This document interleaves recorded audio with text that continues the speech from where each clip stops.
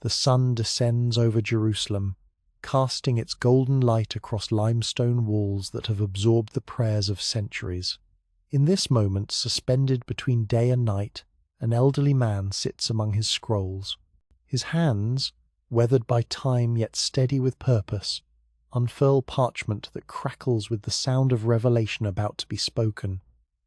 This is Koheleth, the preacher, the teacher, a man who has walked through the corridors of power, stood in temple courtyards where incense smoke rose like questions toward heaven, and spent decades in philosophical debate with the sharpest minds of his age.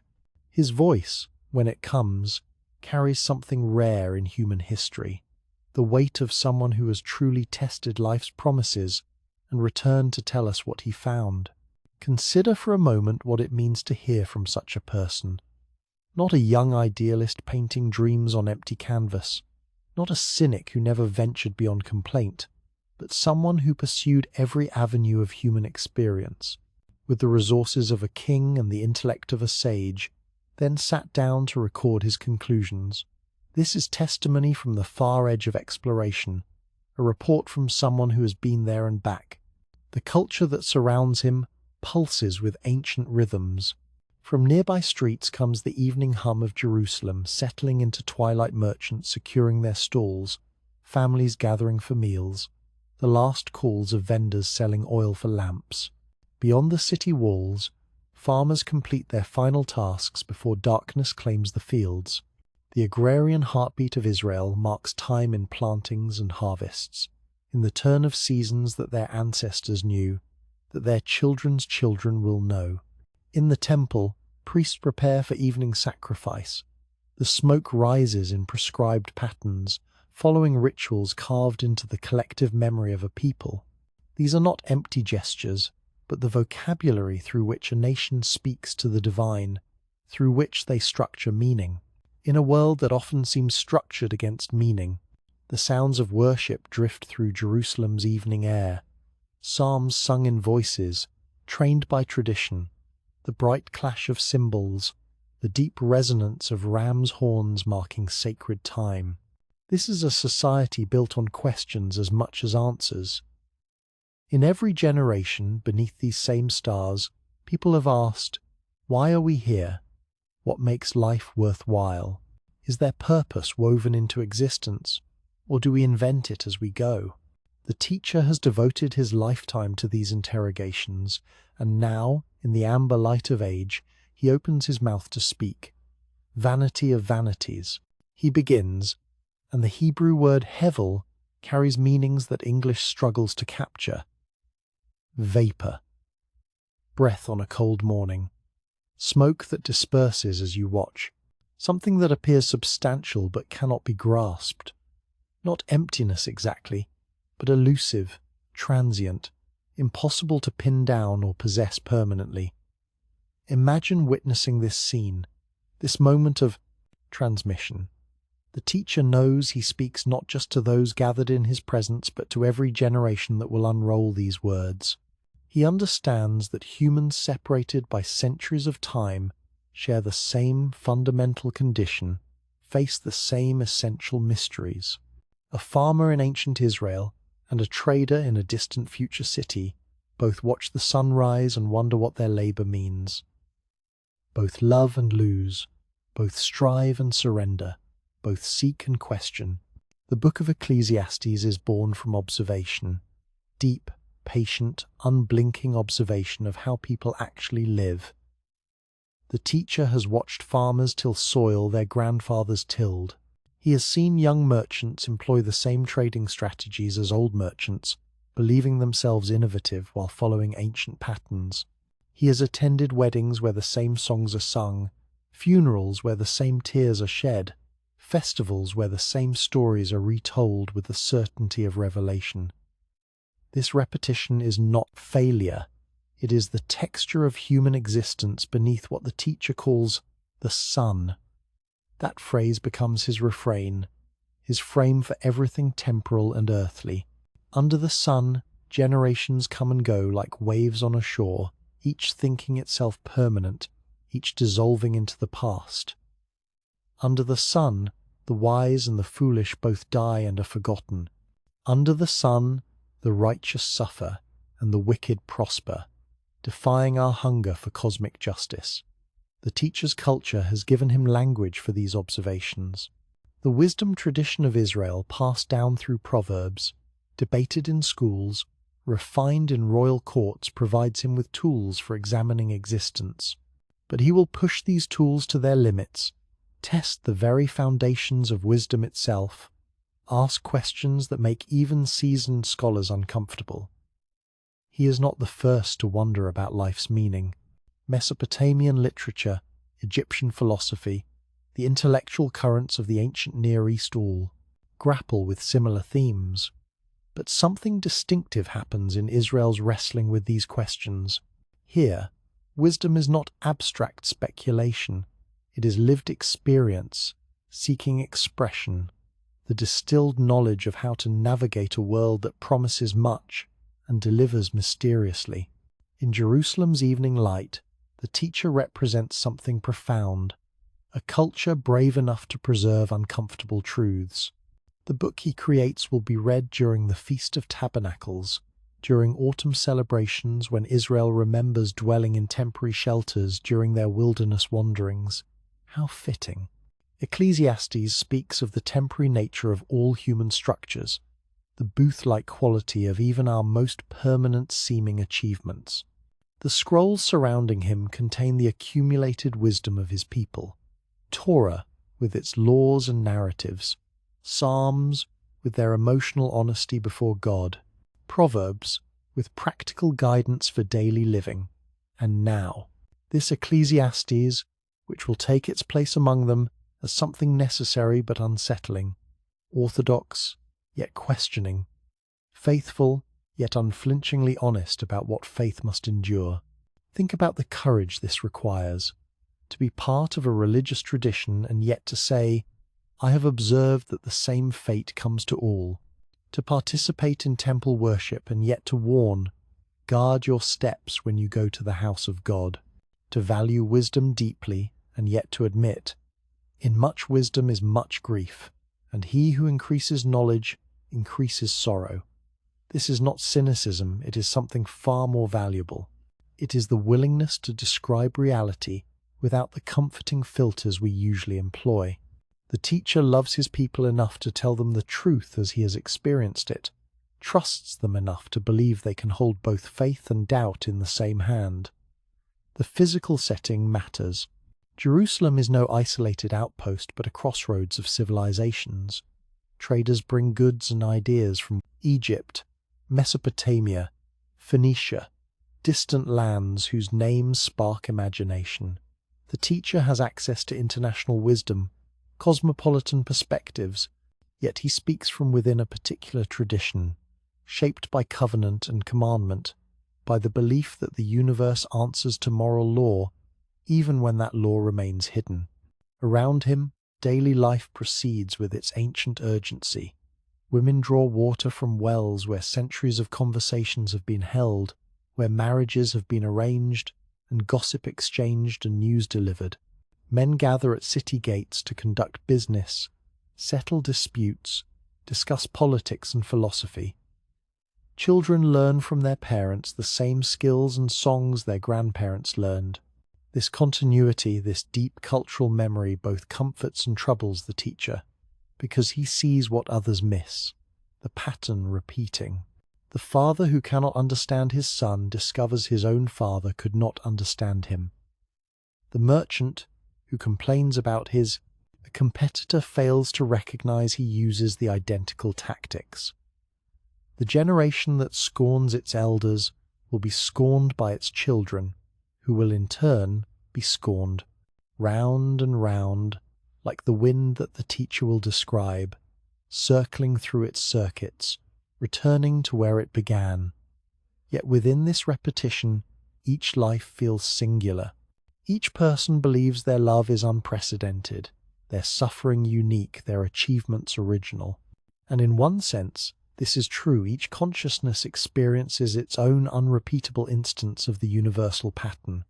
You are born once, die once, live only this one life with its specific joys and agonies. The teacher honors this particularity even as he describes the pattern. His book will become controversial. Some rabbis will debate whether it belongs in Scripture. Its questioning feels dangerous to those who prefer certainty. Its honesty about life's difficulties challenges easy piety. But it survives not despite its discomfort, but because of it. Because humans need permission to acknowledge what they secretly know, that much of life defies simple explanation, that suffering is not always meaningful, that virtue is not always rewarded, that we are more fragile and temporary than we pretend. The evening deepens, stars emerge, the same stars that shone on Abraham, on Moses, on David, the same stars that will shine on descendants not yet born, who will face the same fundamental questions in new clothing.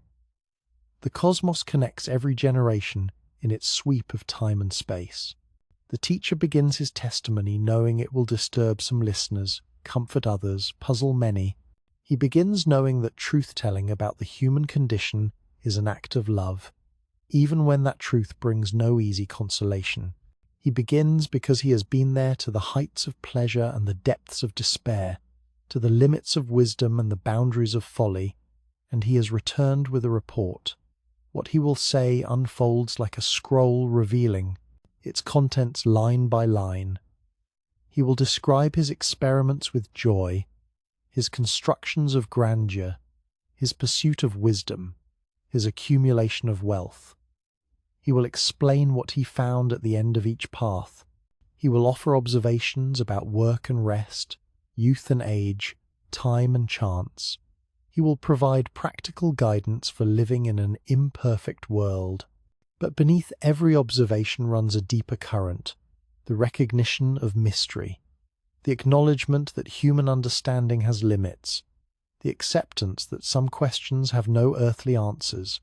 The teacher has learned what the wise of every age must learn, that embracing uncertainty is not weakness but wisdom, that living with unanswered questions is not failure but maturity. His voice, when fully raised, will echo across millennia. Students reading by lamplight in ancient Athens, monks copying manuscripts in medieval monasteries, philosophers in Renaissance Italy, seekers in modern cities, lit by electric brilliance. All will recognize something true in his words because the human condition he describes remains constant beneath all cultural variation. This is the gift of Koheleth. Not answers that end inquiry, but observations that deepen it. Not certainty that closes the book, but wisdom that keeps it open. Not the resolution of life's paradoxes, but the courage to live faithfully within them. The golden light fades to blue dusk. The teacher's voice prepares to carry us through realms of human experience, to show us what lies beneath the surface of ordinary life, to reveal both the beauty and the bewilderment of existence under the sun. He has spent his lifetime preparing for this testimony. We are about to hear what he found. In royal courts where power flows like wine, he discovered its intoxication is temporary.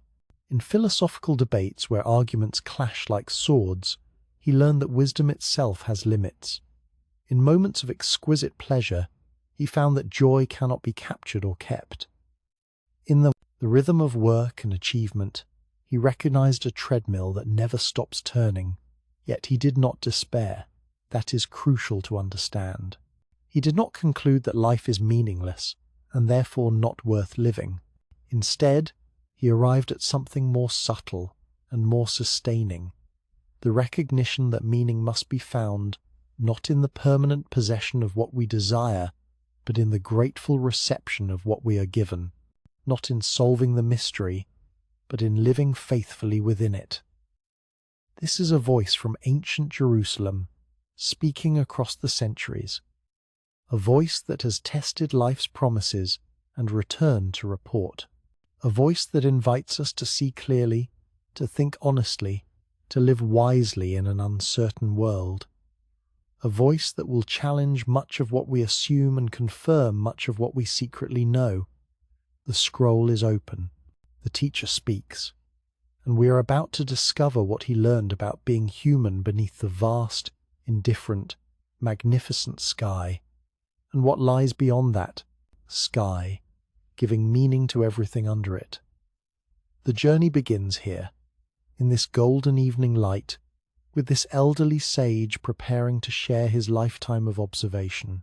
What he reveals will not comfort those seeking easy answers, but it will speak truth to those brave enough to hear it. And in a world of pleasant lies, such truth is the rarest gift one generation can give to another. Listen, then. Listen to what Solomon the preacher, the teacher, the one who has been there and back, has discovered about this strange, beautiful, baffling experience we call life under the sun. The teacher invites us now to observe, not to judge, not yet to conclude, but simply to watch with clear eyes the patterns that define human existence. He asks us to become students of the obvious, to see with fresh attention what familiarity has rendered invisible. Begin with the farmer. Each morning before dawn, he rises as his father rose, as his grandfather rose before him. The same calloused hands grip, the same style of plough, the same muscles strain against the same resistant earth. He plants seeds his ancestors planted in soil they turned, following rhythms established before anyone can remember. Spring planting, summer tending, autumn harvest, winter rest. The cycle turns like a great wheel, and each generation rides it, believing they steer it. Watch him closely. He believes his work is unique, his farm distinctive, his methods innovative. Perhaps he has adjusted the depth of his furrows by a finger's width. Perhaps he plants his barley 3 days earlier than tradition suggests. These small variations feel like revolution to the one making them. But step back, see the pattern from above. See 1,000 years of farmers making similar adjustments, each convinced they have discovered something new. This is not criticism. The teacher does not mock the farmer. He observes something profound about the human condition. We are creatures of repetition, who experience ourselves as creatures of novelty. And both perceptions are true. The farmer's day is both utterly familiar in its pattern and utterly unique in its living. His hands have never before touched this exact morning, this particular earth, this singular moment, yet his hands perform gestures that echo across centuries. Move now to the marketplace. Here the energy changes, voices raised in negotiation, the clink of coins, the smell of spices and leather and wool. A young merchant haggles over the price of olive oil. He employs strategies he believes are his own invention: initial rejection, feigned disinterest, the carefully timed concession. His opponent, an older trader, recognizes each move before it comes because he made them himself 30 years ago, because they were made to him 40 years before that. The dance continues. Both parties know the outcome will fall within a predictable range. Both pretend uncertainty to maintain the game's integrity. And when the deal concludes, both feel satisfaction. The young merchant believes he has won through cleverness. The older trader knows he has maintained his margin. Neither is wrong. Neither sees that they have performed an ancient ritual, sacred in its own way, connecting them to every market transaction since humans learned to exchange value. Consider the texture of this daily life. It possesses a weight, a density, a feeling of importance. Each negotiation matters. Each harvest counts. Each decision carries consequences. The people living within these patterns experience them as urgent and immediate, which they are. Only from the teacher's perspective, elevated by age and reflection, does the pattern become visible. The sun rises. This is not metaphor, but observable fact. Each morning, light spreads across Jerusalem's eastern hills. It illuminates the same stones, warms the same olive groves, casts shadows in predictable directions. The people who wake to this sunrise experience it as fresh and new, and it is this, the exact configuration of light and atmosphere, has never occurred before. Yet the sun has risen and will rise, following laws older than humanity, indifferent to human observation. The sun also sets. Between rising and setting, it crosses the sky in an arc that appears to change with seasons, but actually reveals the Earth's tilt and orbit. The teacher lacks our modern understanding of planetary mechanics, yet he grasps something true. The sun follows a pattern, returns to where it began, starts again. Endless repetition that makes each day possible. The wind blows to the south, then turns to the north. Round and round it goes, circling in its circuits, returning to its starting point. Anyone who has lived close to land knows this truth. Weather patterns repeat. Seasonal winds arrive on schedule. The same storms that struck your grandfather's crops threaten yours. The same cooling breezes that brought relief in summer past will bring relief in summer's future. This is not futility, it is the structure of physical existence. The atmosphere circulates according to laws of pressure and temperature. These circulations create the conditions for life. Without the wind circuits, without the sun's reliable rising, nothing could grow, no animal could breathe, no human could farm or trade or build cities. The very repetition the teacher observes makes existence possible. All streams flow to the sea, yet the sea is never full. To where the streams flow, there they flow again. The hydrological cycle, we now call it evaporation, condensation, precipitation, collection. Water rises from the ocean, forms clouds, falls as rain, gathers in streams, returns to the ocean. The same water, cycling endlessly, making life possible through its movement. The teacher sees this and recognizes a truth about existence. Everything moves, yet nothing fundamentally changes. The water goes to the sea, but the sea remains unsatisfied, never filled. Rivers run constantly, but never accomplish completion. They simply flow, doing what rivers do, following channels carved by their own previous flowing. Imagine standing beside such a stream. The water passing your feet now will be at the sea tomorrow, will be cloud vapor next week, will fall as rain next month on these same hills. It will return to this stream, flow past this same spot, continue its endless journey. Does this make the stream's flowing pointless? Or does it reveal that the point is not arrival but movement itself, not completion but continuation? The teacher applies this observation to human endeavor. Generation after generation comes and goes. Children are born, grow, marry, produce their own children, age, and die. The earth remains, patient and indifferent, hosting these temporary inhabitants.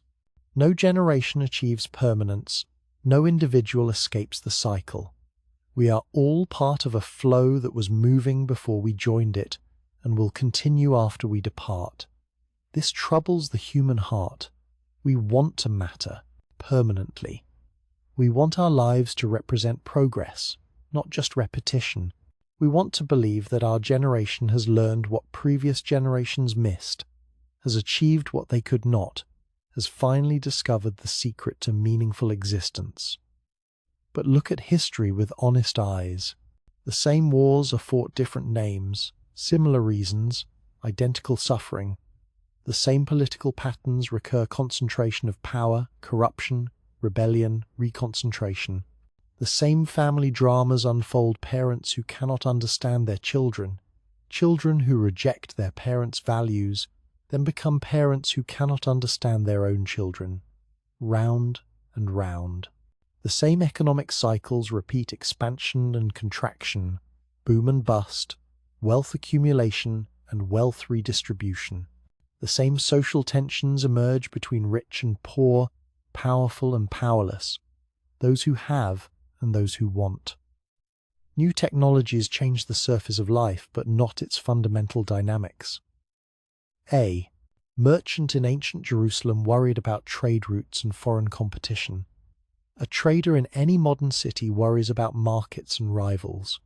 The anxiety remains constant beneath changing circumstances. The teacher invites us to sit with this observation before rushing to interpret it. Feel the weight of it. Generations come and go like waves.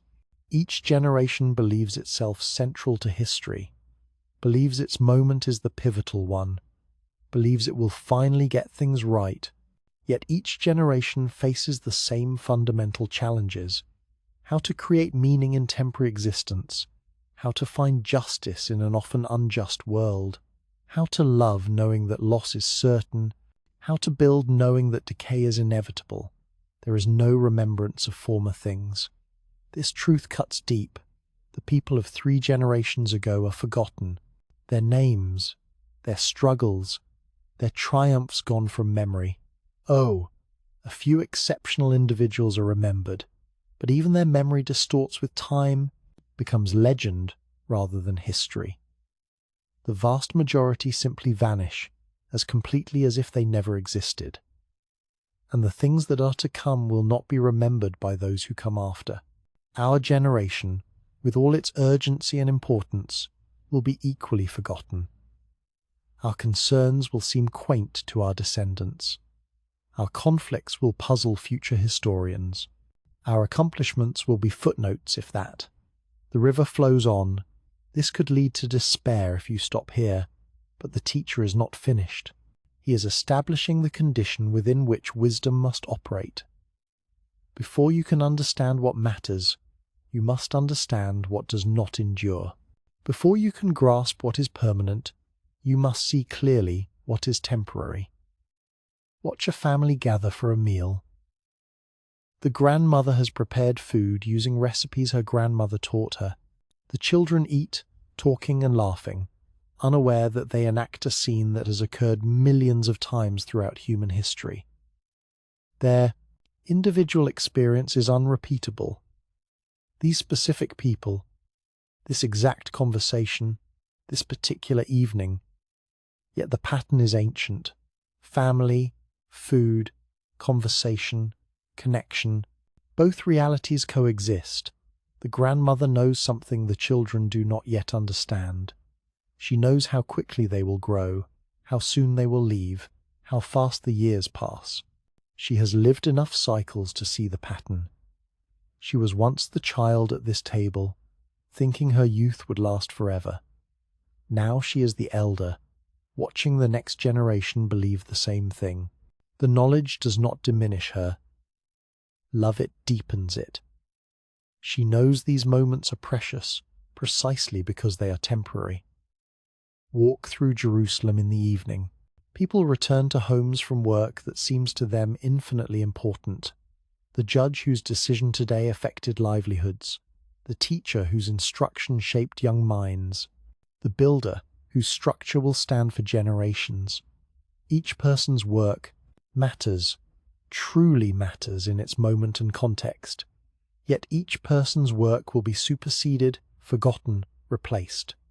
The temple stands magnificent, its rituals performed with sacred precision. Priests offer sacrifices, following procedures established by Moses, refined by tradition, heavy with meaning. The worshippers experience these rituals as eternal, unchanging, direct connection to the divine.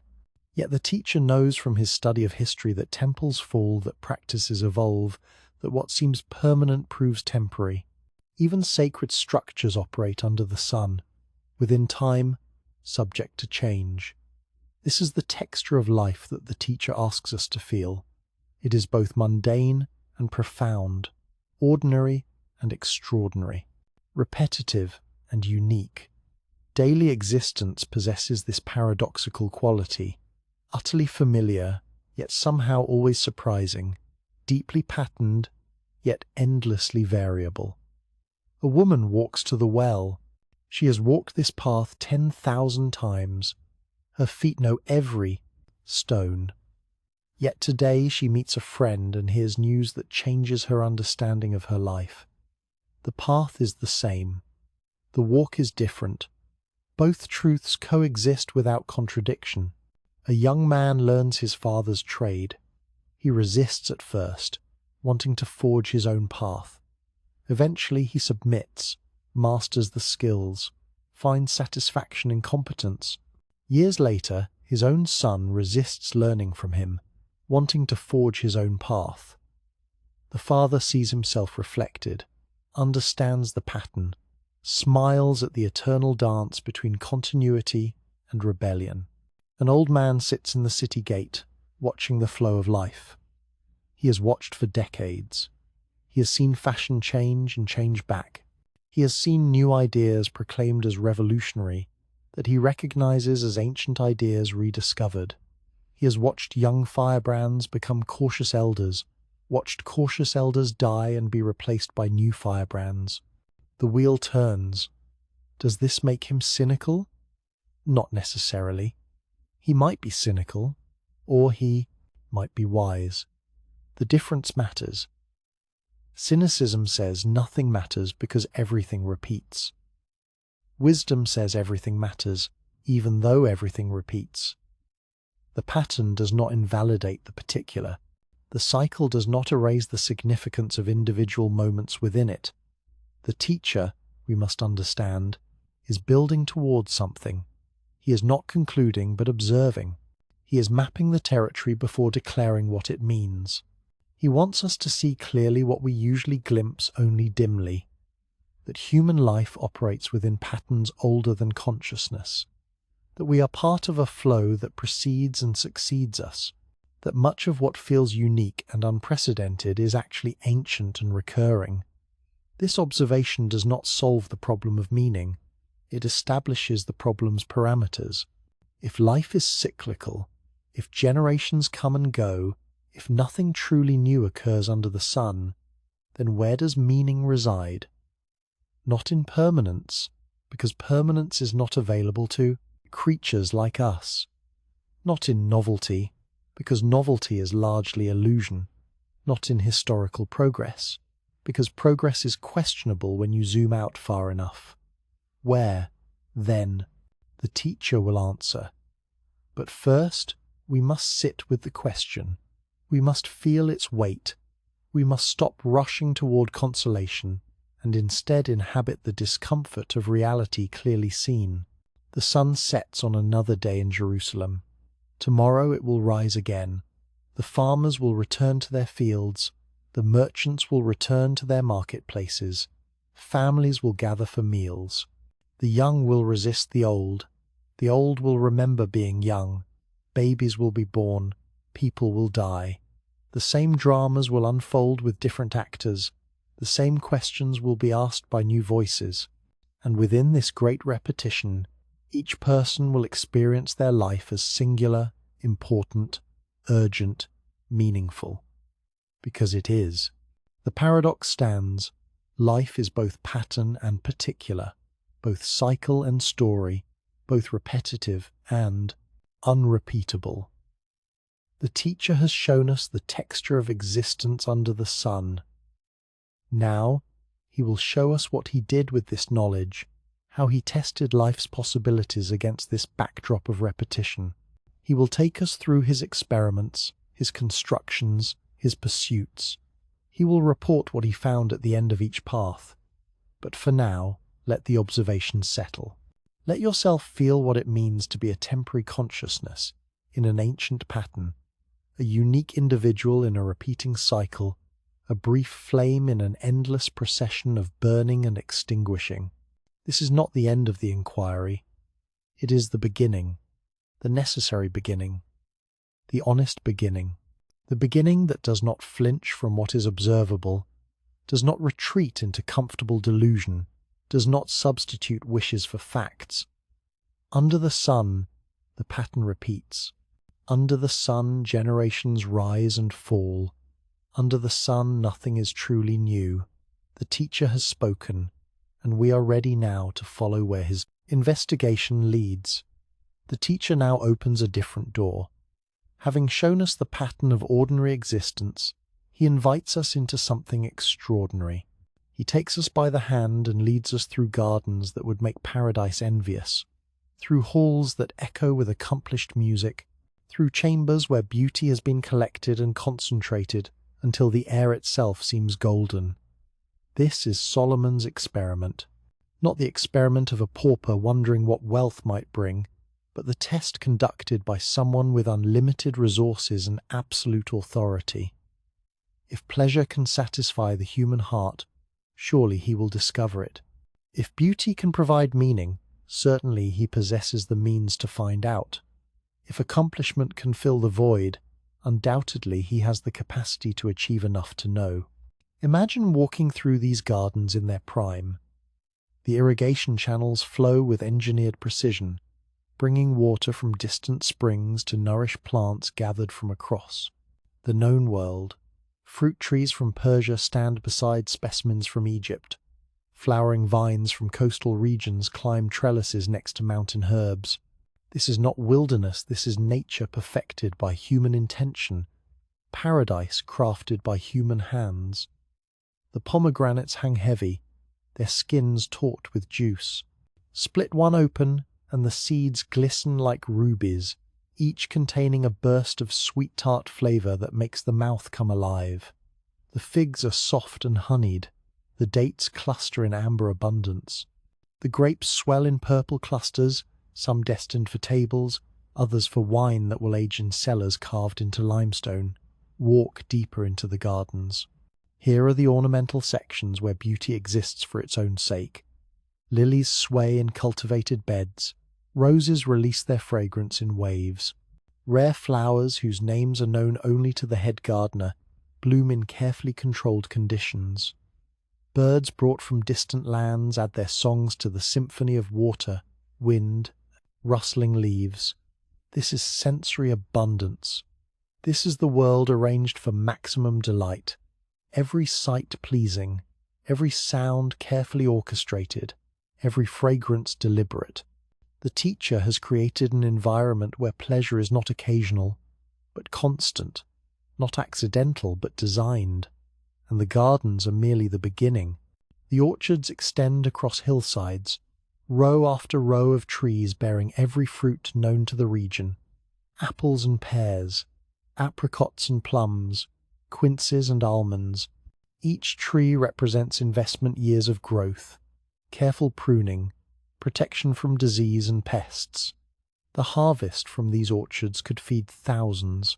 The wealth they represent staggers the imagination. But wealth is not the point of this experiment. The point is pleasure. Can the sweetness of ripe fruit, consumed in a beautiful setting, provide lasting satisfaction? Can the sight of abundant harvest, the knowledge of orchards stretching to the horizon, fill the hunger in the human spirit? The teacher tests this question with royal thoroughness. He does not sample pleasure, he immerses himself in it. He does not dabble in beauty, he surrounds himself with it.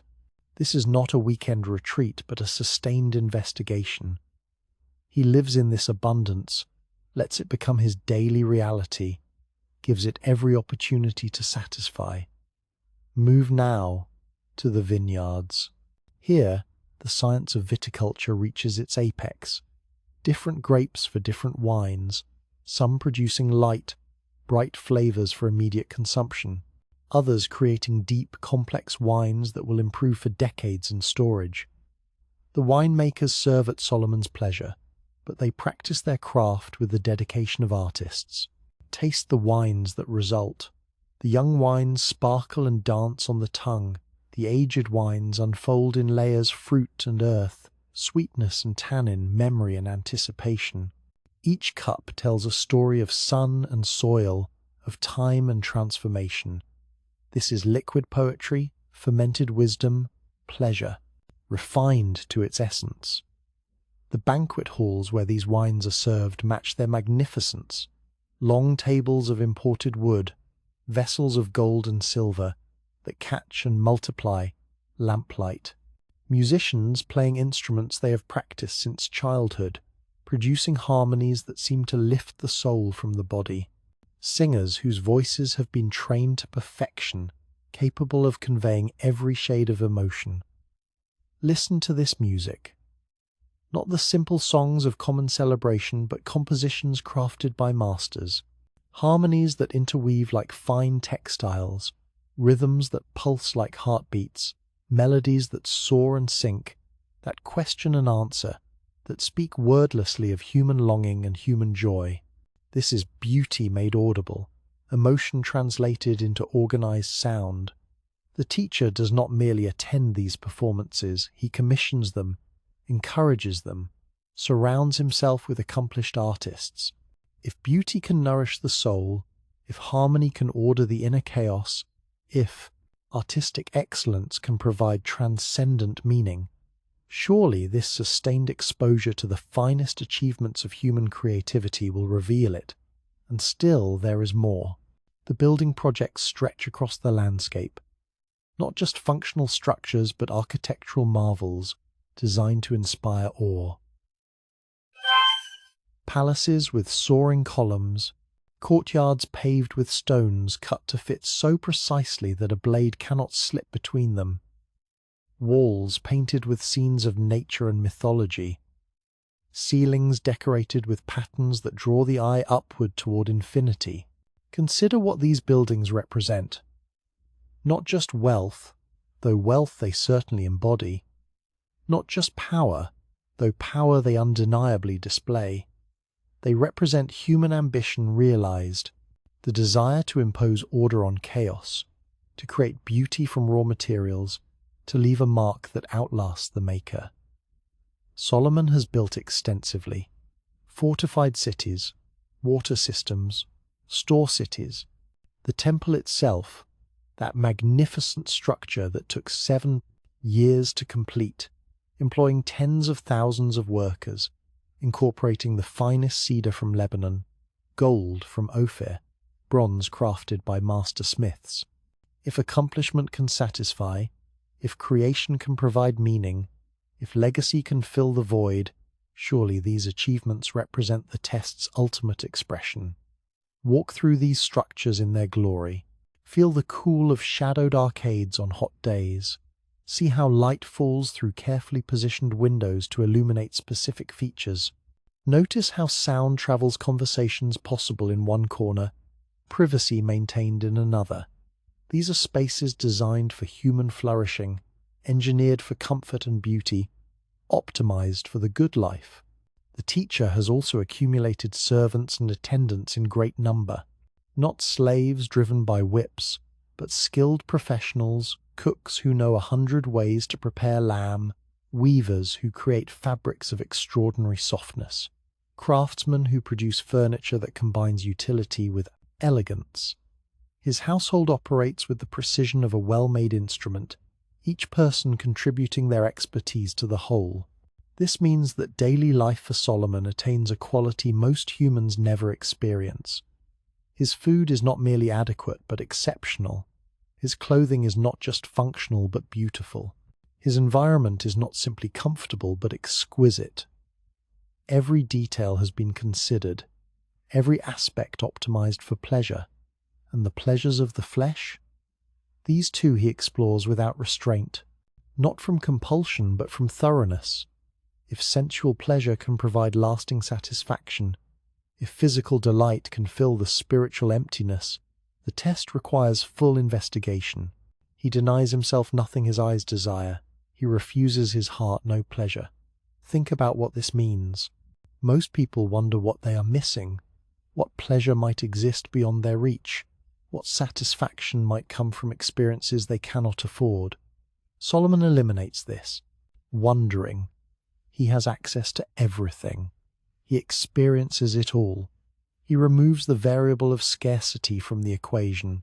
The concubines and wives, 700 wives of royal birth, 300 concubines. The text will tell us represent not just indulgence but investigation. Can love satisfy? Can beauty captivate permanently? Can novelty provide endless interest? Can the pleasures of relationship, multiplied and varied, fill the void? He surrounds himself with women of extraordinary beauty, intelligence, charm, conversations in multiple languages, perspectives from different cultures, the endless variety that might, in theory, prevent boredom. If 1,000 unique individuals cannot provide lasting satisfaction, then perhaps satisfaction through relationship is not possible for creatures like us. The teacher watches himself during this experiment. This is crucial to understand. He is not merely indulging, he is observing his own indulgence. Even in the midst of pleasure, part of him remains detached, analytical, taking notes. Does this bring joy? Does that provide meaning? How long does satisfaction last? What happens when one pleasure becomes familiar? He discovers something fascinating and troubling. The first taste of exceptional wine brings delight. The 100th taste brings less. Not nothing, but less. The initial experience of a beautiful garden produces wonder. The 1000th visit produces familiarity.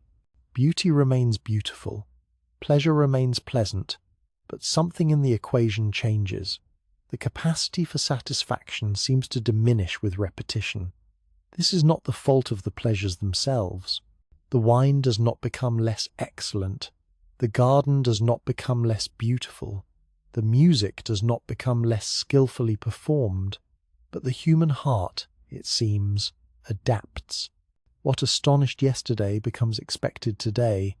What satisfied last month fails to satisfy this month. The target moves as you approach it. Consider the tragedy hidden in this observation. You might think, if only I had what Solomon has, I would be content. But Solomon has what you imagine wanting, and he reports that it does not deliver what it promises. Not because it fails to be what it is, but because the human heart wants something it cannot provide. The banquets continue, the wines flow, the gardens bloom, the musicians play, the building projects progress. Day after day, month after month, year after year, Solomon lives in sustained abundance, testing whether pleasure can provide lasting meaning, and slowly, inevitably, a conclusion forms. He looks at all his accomplishments, the gardens, the buildings, the wealth accumulated, the pleasures experienced. He sees them clearly, without illusion. They are real achievements. They are genuinely beautiful. They provide authentic pleasure, and yet, they are vapor. Breath on a cold morning, smoke dispersing as you watch. Not worthless, nothing worthless could look so valuable. Not meaningless. Nothing meaningless could feel so significant. But temporary, elusive, unable to provide the permanent satisfaction the heart seeks. The greatest life that money can buy still leaves questions unanswered. The most refined pleasures still leave hungers unfed. The most impressive accomplishments still leave the void unfilled. This is not because Solomon has failed to pursue these things thoroughly enough. It is because these things, no matter how thoroughly pursued, cannot deliver what we ask of them. Think about what this means for those of us who have far less. We imagine that our dissatisfaction comes from not having enough. If only we were wealthier, more accomplished, more beautiful, more talented, more celebrated, then we would be satisfied. Solomon's testimony says, no, you would not. You would simply discover at a higher level what I discovered, that these things cannot satisfy the deepest hunger. This is not a message of despair, it is a message of liberation. It frees us from the exhausting pursuit of satisfaction through accumulation. It suggests that meaning must be found elsewhere, not because pleasure is bad, but because pleasure is not equipped to bear the weight we place on it. The sun sets on Solomon's gardens. The fruit still hangs abundant. The wine still ages in cellars. The musicians still practice their art. The buildings still stand magnificent. Nothing has failed to be what it is. But the human heart that created all this beauty, that experienced all this pleasure, that accomplished all this achievement, that heart still asks its questions. What makes life worthwhile? Where does meaning reside? How should we spend our brief time under the sun? The gardens cannot answer. The wine cannot reply. The music cannot speak. They can only be what they are: beautiful, pleasurable, impressive, and ultimately insufficient for the purpose we assign them. The teacher has tested pleasure thoroughly and reported his findings. Now, he will test other possibilities. Perhaps wisdom can provide what pleasure could not. Perhaps understanding can fill what beauty left empty. Perhaps knowledge can satisfy where sensory delight failed. The investigation continues, but already we know something important. The easy answers do not work. The obvious solutions do not solve. The path forward, if there is one, must wind through more difficult terrain than we imagined. In the golden light of another evening, Solomon walks through his gardens one more time. They are as beautiful as ever. They bring him pleasure still, but they do not bring him peace. And he is wise enough to acknowledge this, honest enough to report it, courageous enough to continue searching. The vapor disperses, the breath fades, the smoke rises and vanishes, and the search for something that does not vanish, something that can truly satisfy, continues into the gathering darkness. If pleasure cannot satisfy, perhaps wisdom can. The teacher turns now from gardens to scrolls, from banquets to debates, from sensory delight to intellectual pursuit.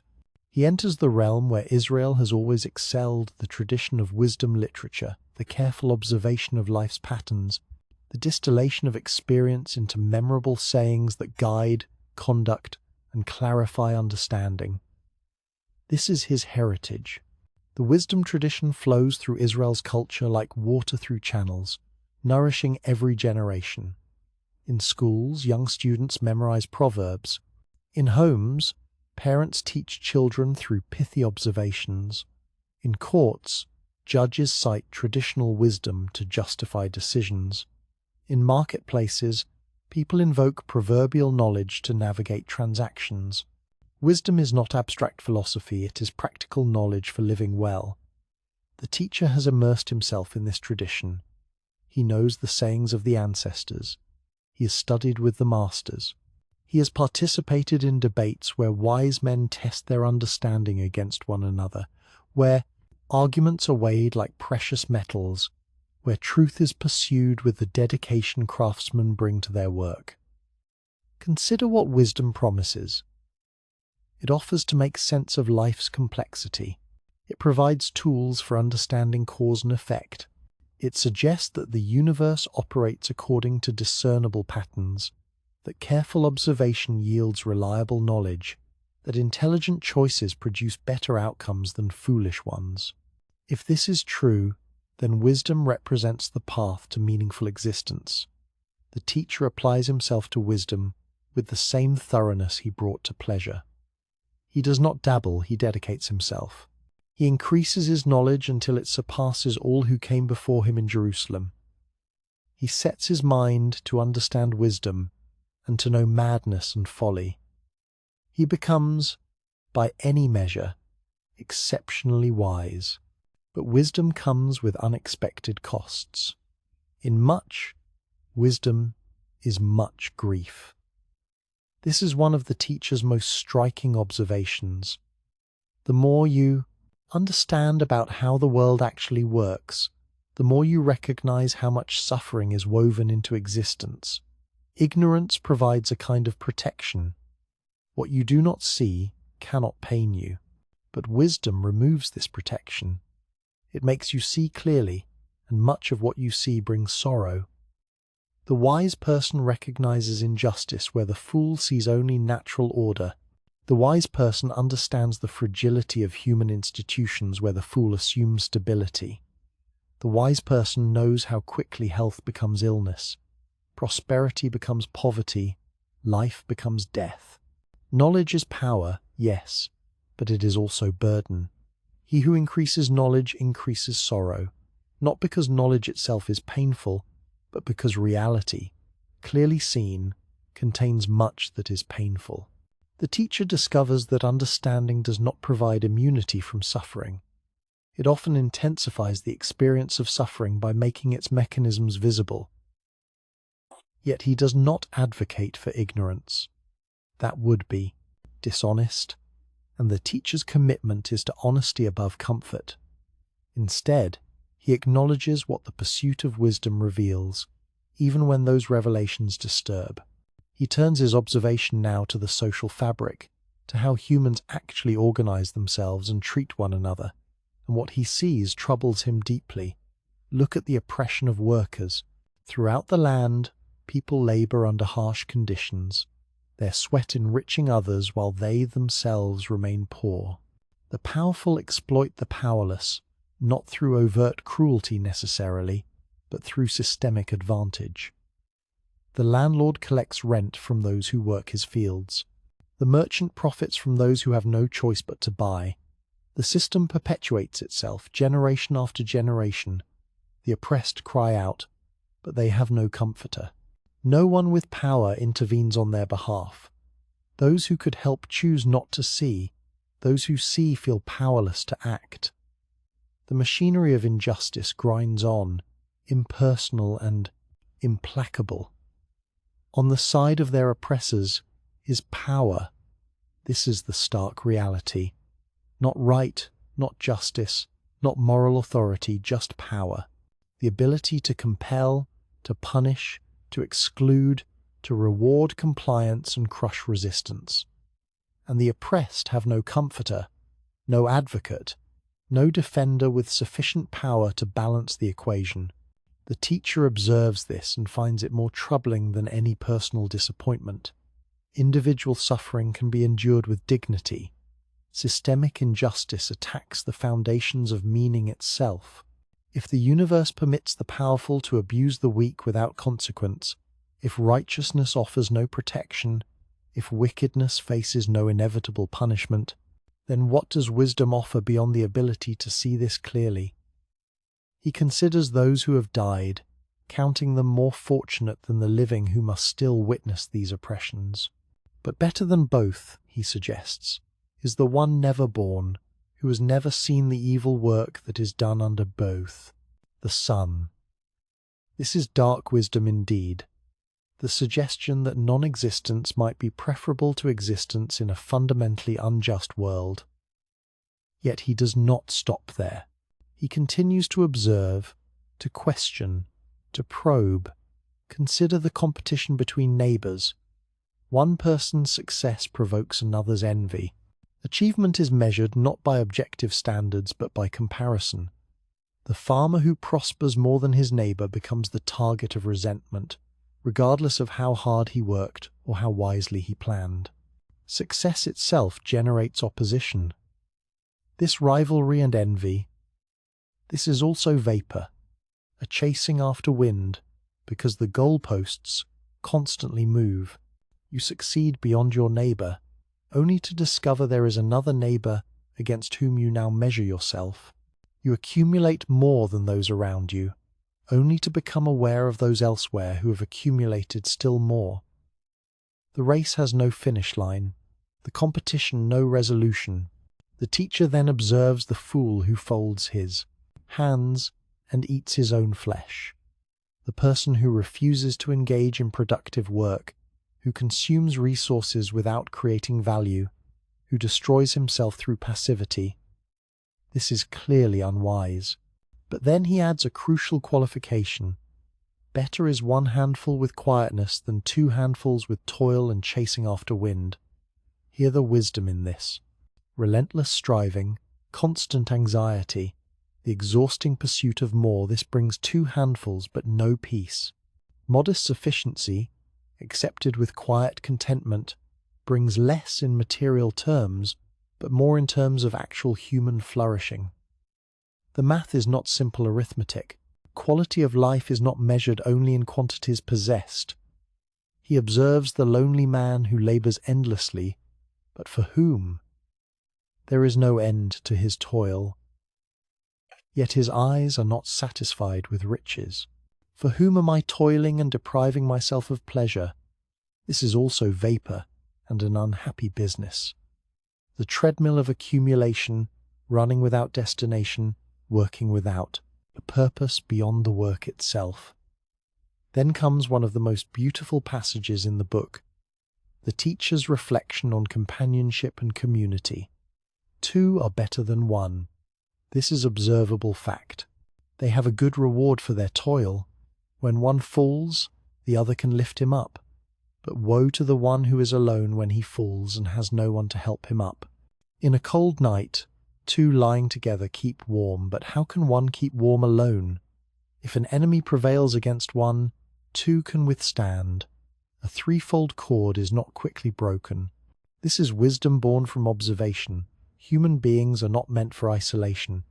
We are creatures of connection, designed for mutual support, stronger together than apart.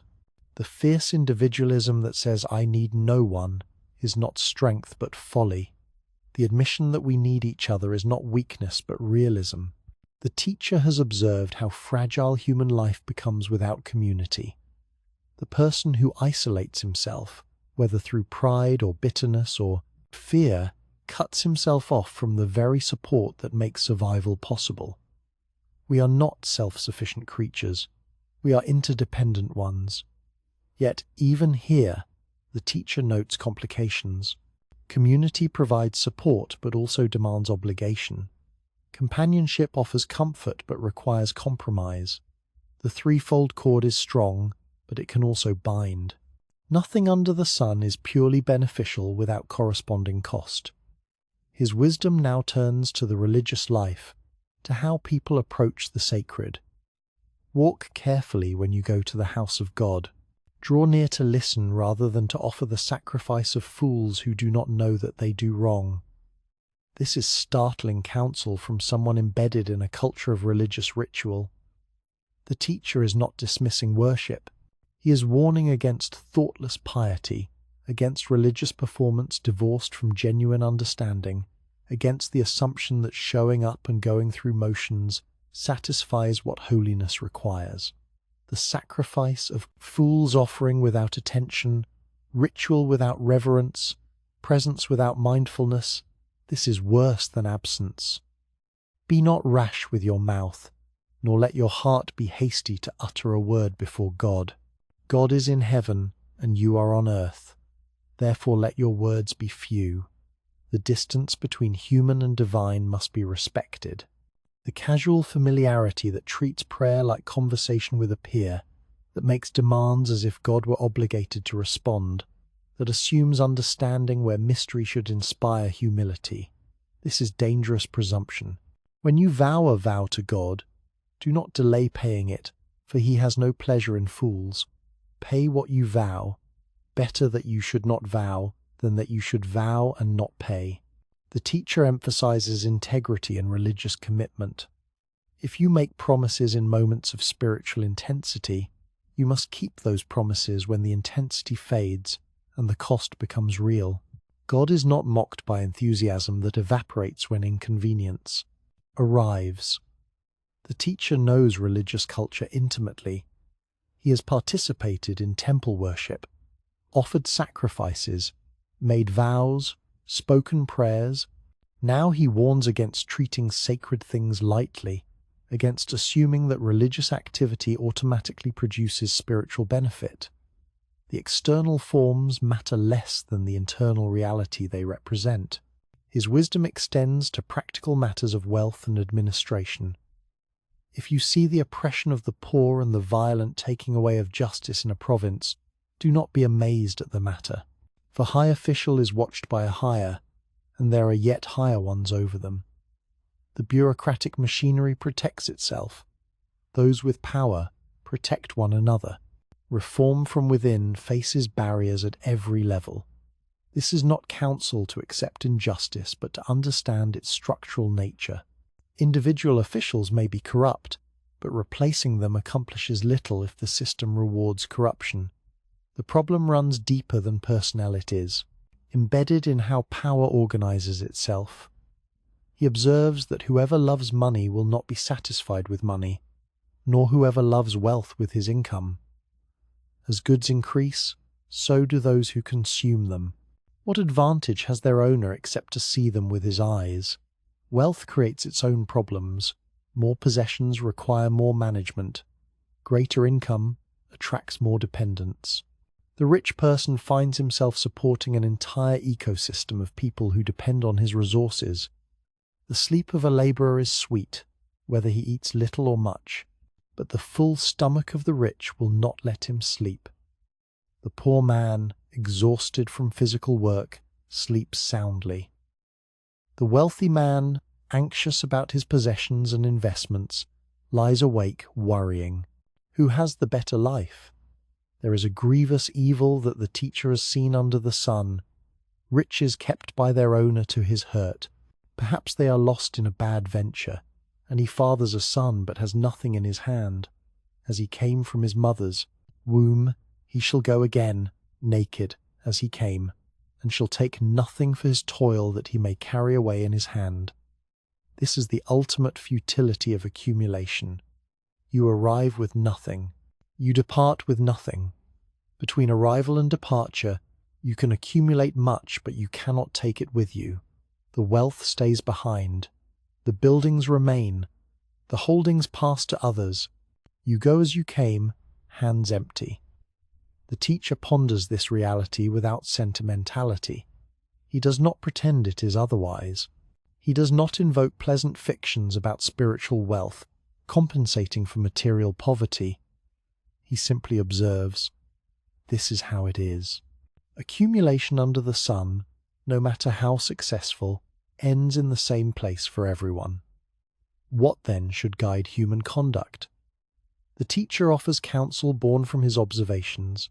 Behold, what I have seen to be good and fitting is to eat and drink and find enjoyment in all the toil with which one toils under the sun the few days of his life that God has given him, for this is his lot. Everyone also to whom God has given wealth and possessions and power, to enjoy them and to accept his lot and rejoice in his toil. This is the gift of God. Notice the balance in this wisdom. He does not say pursue pleasure above all else. He has already tested that path and found it wanting. He does not say accumulate wealth without limit. He has just explained why that is futile. Instead, he counsels enjoyment of what you have been given, acceptance of your circumstances, finding satisfaction in your work itself rather than only in its rewards. This is the gift of God, not the possessions themselves, but the capacity to enjoy them. Not the achievement, but the satisfaction in achieving. Not the outcome, but the meaning found in the process. The gift is not external, but internal. Not what you receive, but how you receive it. He will not much remember the days of his life because God keeps him occupied with joy in his heart. The person who finds this balance, working diligently, but not anxiously, enjoying what comes without grasping for more, accepting life's limits without resentment. This person experiences a quality of existence that transcends circumstances. But the teacher is honest about how rarely this balance is achieved. He observes another evil under the sun. God gives wealth, possessions, and honor to a man so that he lacks nothing his heart desires. Yet God does not give him power to enjoy them. A stranger enjoys them. This is vapor and a grievous evil. Imagine the tragedy. You have everything you thought you wanted. Your circumstances are objectively favorable. Yet something prevents enjoyment. Perhaps illness, perhaps psychological torment, perhaps relationships destroyed in the pursuit of success. You possess much, but experience little. The capacity for satisfaction has been lost somewhere in the acquisition. Or worse, you accumulate for decades, denying yourself pleasure, planning for a future of enjoyment. Then, death comes before that future arrives, and strangers inherit what you never used. All that sacrifice, all that deferred gratification, all that toil, and you never experienced the benefit you imagined. The teacher has witnessed these patterns repeatedly. He reports them without flinching, without softening the edges, without pretending that wisdom makes everything work out fairly. And here is wisdom's deepest paradox. The more clearly you see, the more you recognize how much cannot be changed. The wise person and the foolish person both die. The righteous person and the wicked person meet the same fate. The diligent worker and the lazy person both turn to dust. What advantage has the wise person over the fool? What gain has the poor person who knows how to conduct himself? The questions hang in the air, troubling and persistent. The teacher's wisdom has brought him to a disturbing place. He understands more than most, sees more clearly than others, grasps patterns that escape common observation, and this understanding reveals the limits of understanding itself. Wisdom cannot solve what wisdom reveals. Knowledge cannot fix what knowledge exposes.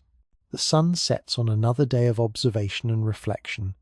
The teacher's scrolls multiply with proverbs and paradoxes. His understanding deepens even as his questions grow more profound. He has tested pleasure and found it wanting. He has pursued wisdom and discovered its limits. What remains to be explored? Time itself, perhaps. The seasons of life. The patterns of human experience across the span from birth to death.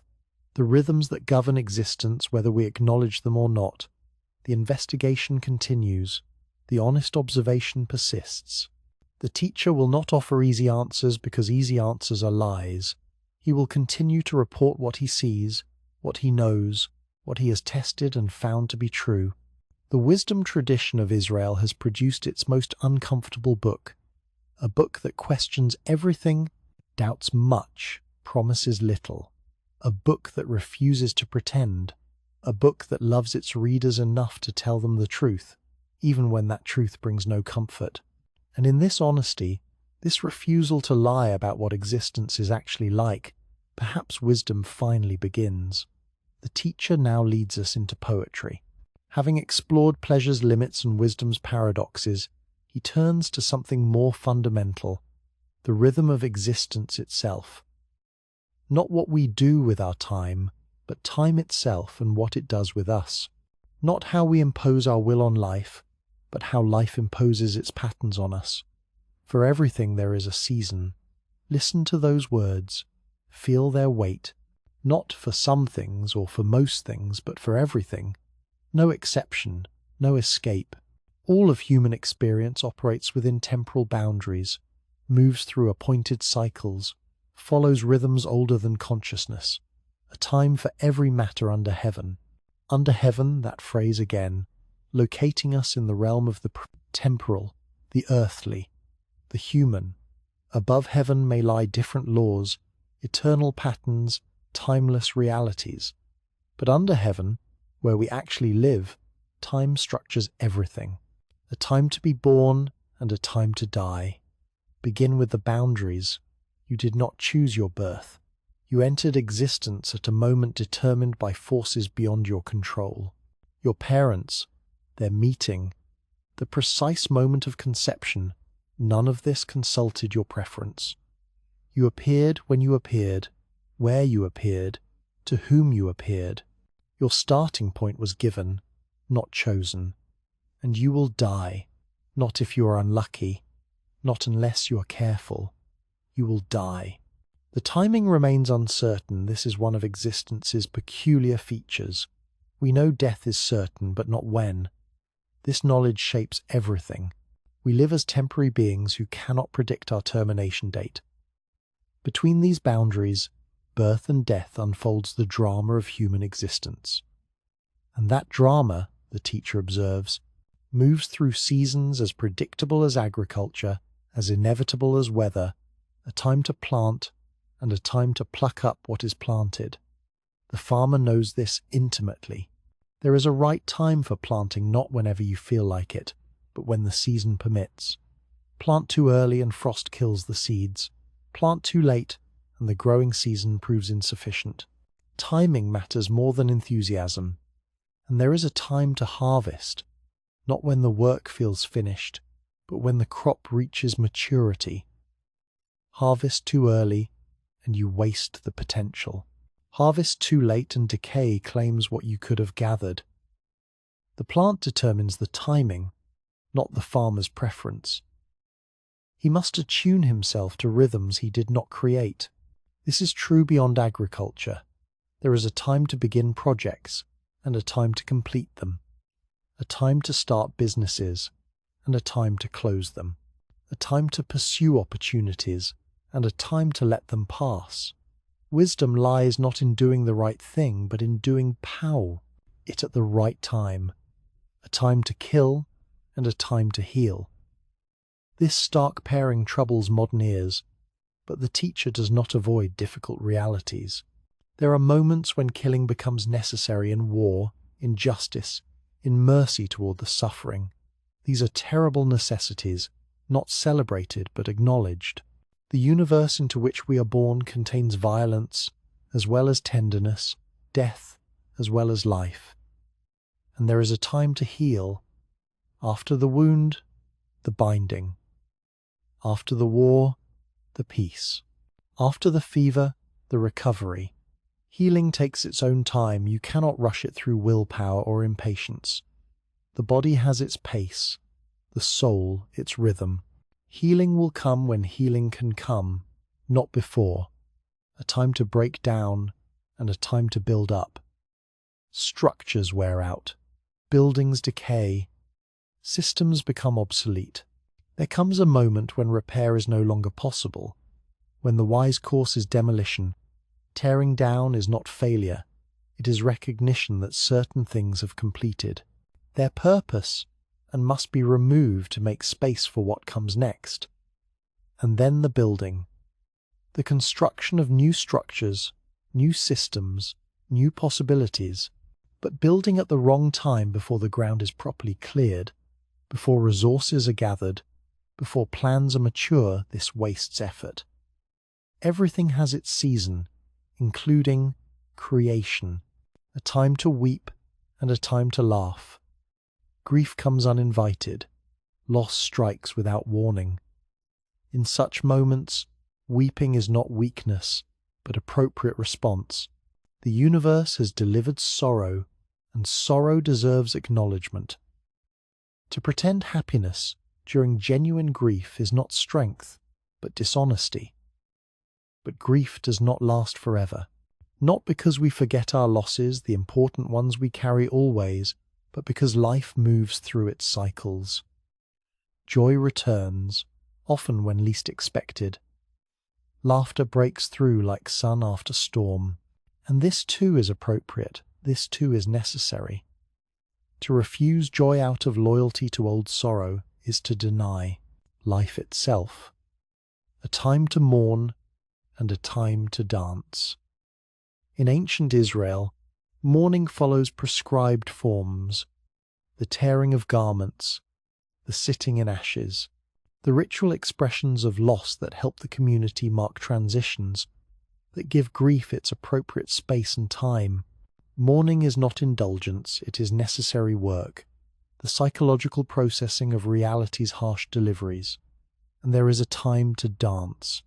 At weddings, at festivals, at celebrations of harvest and deliverance, the body moves in rhythm, feet following patterns older than memory, expressing joy too large for words. Dance is not frivolity, it is embodied gratitude, physical praise, the soul's exuberance made visible.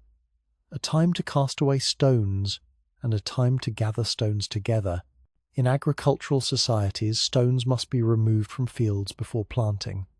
This is hard, tedious work, back-breaking labour that produces no immediate reward. You clear stones to make space for seeds, to protect future ploughs.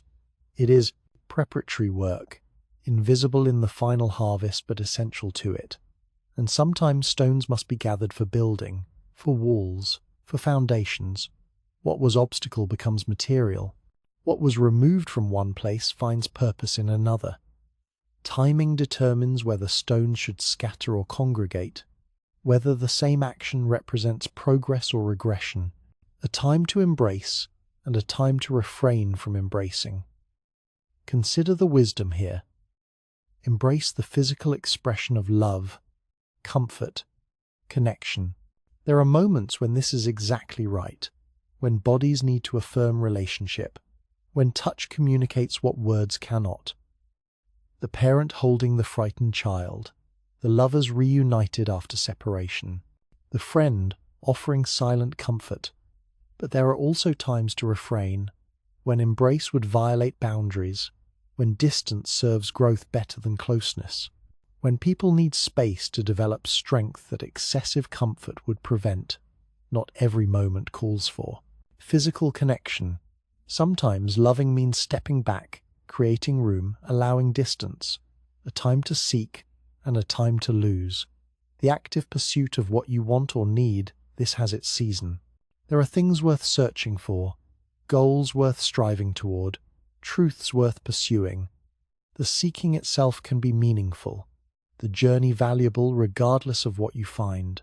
But there is also a time to lose, not to carelessly discard, but to recognize when holding on does more harm than good, to lose employment that damages your soul, to lose relationships that have become toxic, to lose dreams that no longer fit who you have become. Some losses are gains disguised, subtractions that make room for better additions, a time to keep and a time to cast away. Preservation has its place. Some things deserve protection, conservation, careful maintenance, traditions that carry wisdom, objects that connect us to our past, relationships that nourish us, principles that guide us. These we keep, guarding them against the erosion of time and fashion. But there is also a time to cast away, to discard what has outlived its usefulness, to release what weighs us down, to let go of grudges, of possessions that possess us, of habits that no longer serve. The person who keeps everything becomes buried under accumulation. The person who casts away everything loses continuity. Wisdom lies in discerning which is which, and when, a time to tear and a time to sow. The tearing of garments signals grief, anger, protest. It is violent expression, destruction as communication. In moments of overwhelming emotion, restraint is sometimes impossible. The fabric tears because the heart cannot contain what it feels. But then comes sowing, the patient work of repair, of restoration, of making whole what was broken. This takes different skills than tearing steadiness instead of passion, precision instead of force. Both have their place. The universe contains room for both destruction and restoration, for breaking apart and putting together, a time to keep silence and a time to speak. How crucial this wisdom is.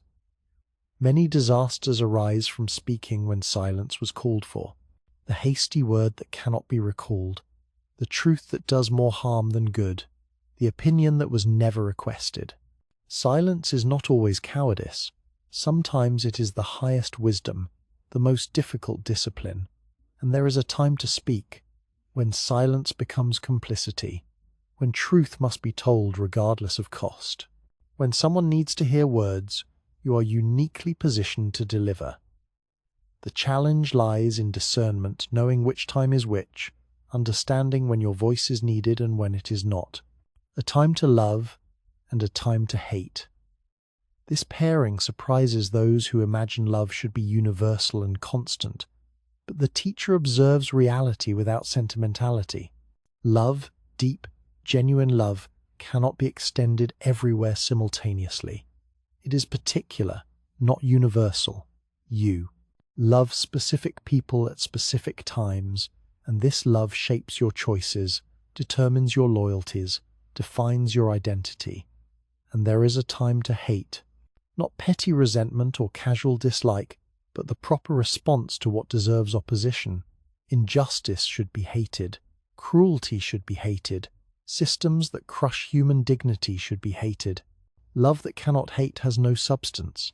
Acceptance of everything means commitment to nothing, a time for war and a time for peace. The final pairing, the most sobering. War is not an aberration but a season, a terrible but recurring reality in human history.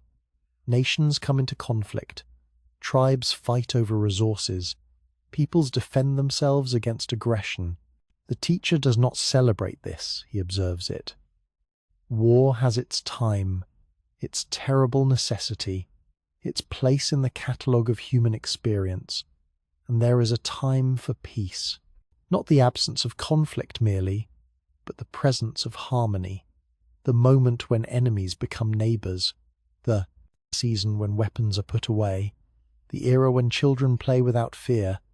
Peace is not permanent like all seasons, it gives way to what follows, but when it comes, it should be received with gratitude and protected with vigilance. Consider what this poem reveals. It does not suggest that we control these seasons. We do not decide when birth and death occur. We do not determine when to laugh and when to weep. Life delivers occasions and we respond. The poem describes not human sovereignty but human participation in patterns larger than ourselves. What gain has the worker from his toil? The teacher asks this question immediately after the poem. If everything happens in its time according to rhythms we do not control, what is the point of effort? If seasons come regardless of our striving, why strive? He has seen the business that God has given to the children of man to be busy with. He has made everything beautiful in its time. Also, he has put eternity into man's heart, yet so that he cannot find out what God has done from the beginning to the end. Hear the profound tension in this statement. God has made everything beautiful in its time. There is order, there is rightness, there is purpose in the seasonal structure of existence. Everything has its proper moment, its fitting context. This should be comforting. But God has also put eternity into the human heart. We sense that we are made for something beyond time, for something that does not fade with seasons. We hunger for permanence in a world of flux, for certainty in a realm of change, for eternal meaning in temporary existence. This hunger defines us and torments us. Yet we cannot find out what God has done from the beginning to the end. We live within time but sense eternity. We are bounded by seasons but dream of what lies beyond them. We participate in patterns we cannot fully grasp. This is the human condition, aware of mystery but unable to solve it, conscious of design but unable to see its completion. What then should we do? The teacher's counsel remains consistent. I perceive that there is nothing better for them than to be joyful and to do good as long as they live. Also, that everyone should eat and drink and take pleasure in all his toil. This is God's gift to man. Notice he does not say, understand the seasons and you will control them. He does not promise that wisdom will let you avoid the difficult times or extend the pleasant ones. Instead, he counsels acceptance, receiving each season as it comes, finding what good is possible within it, taking pleasure in your work regardless of whether you see its ultimate purpose. I perceived that whatever God does endures forever. Nothing can be added to it, nor anything taken from it. God has done it, so that people fear before him. That which is, already has been. That which is to be, already has been. And God seeks what has been driven away. The patterns are established. The seasons will cycle. What is coming has already occurred in previous ages. What is happening now will happen again. This is not fatalism, it is recognition of structure. The river flows in channels it has carved. The wind blows circuits it has blown. Time moves through seasons it has moved through before. And God seeks what has been driven away. This mysterious phrase suggests divine attention to what seems lost, divine care for what appears forgotten. Perhaps the seasons that seem past are not truly gone, but return in new forms. Perhaps what time drives away, eternity preserves. The teacher then returns to social observations. He sees injustice in the very place where justice should reign. In the place of justice, even there was wickedness. In the place of righteousness, even there was wickedness. The courts that should protect become instruments of oppression. The institutions established for fairness become mechanisms of advantage.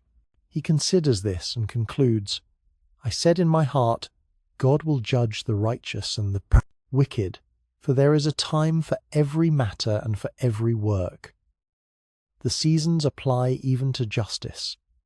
If wickedness has its time, so does judgment. If evil flourishes now, that does not mean it flourishes forever. The cycle turns, and what seemed permanent proves temporary. But then he acknowledges a harder truth. I said in my heart with regard to the children of man that God is testing them, that they may see that they themselves are but beasts. For what happens to the children of man and what happens to the beasts is the same. As one dies, so dies the other. They all have the same breath, and man has no advantage over the beasts, for all is vapour. This is stark honesty. From one perspective, the perspective of physical mortality, humans are animals. We are born, we breathe, we die. Our bodies return to dust just as animal bodies do. The breath of life that animates us is the same breath that animates all living things. Death makes no distinction between species. All go to one place. All are from the dust, and to dust all return. Who knows whether the spirit of man goes upward and the spirit of the beast goes down into the earth? The teacher acknowledges what he does not know. Perhaps human spirit is unique, perhaps not. Perhaps something survives death, perhaps nothing. Mystery remains. So I saw that there is nothing better than that a man should rejoice in his work, for that is his lot. Who can bring him to see what will be after him?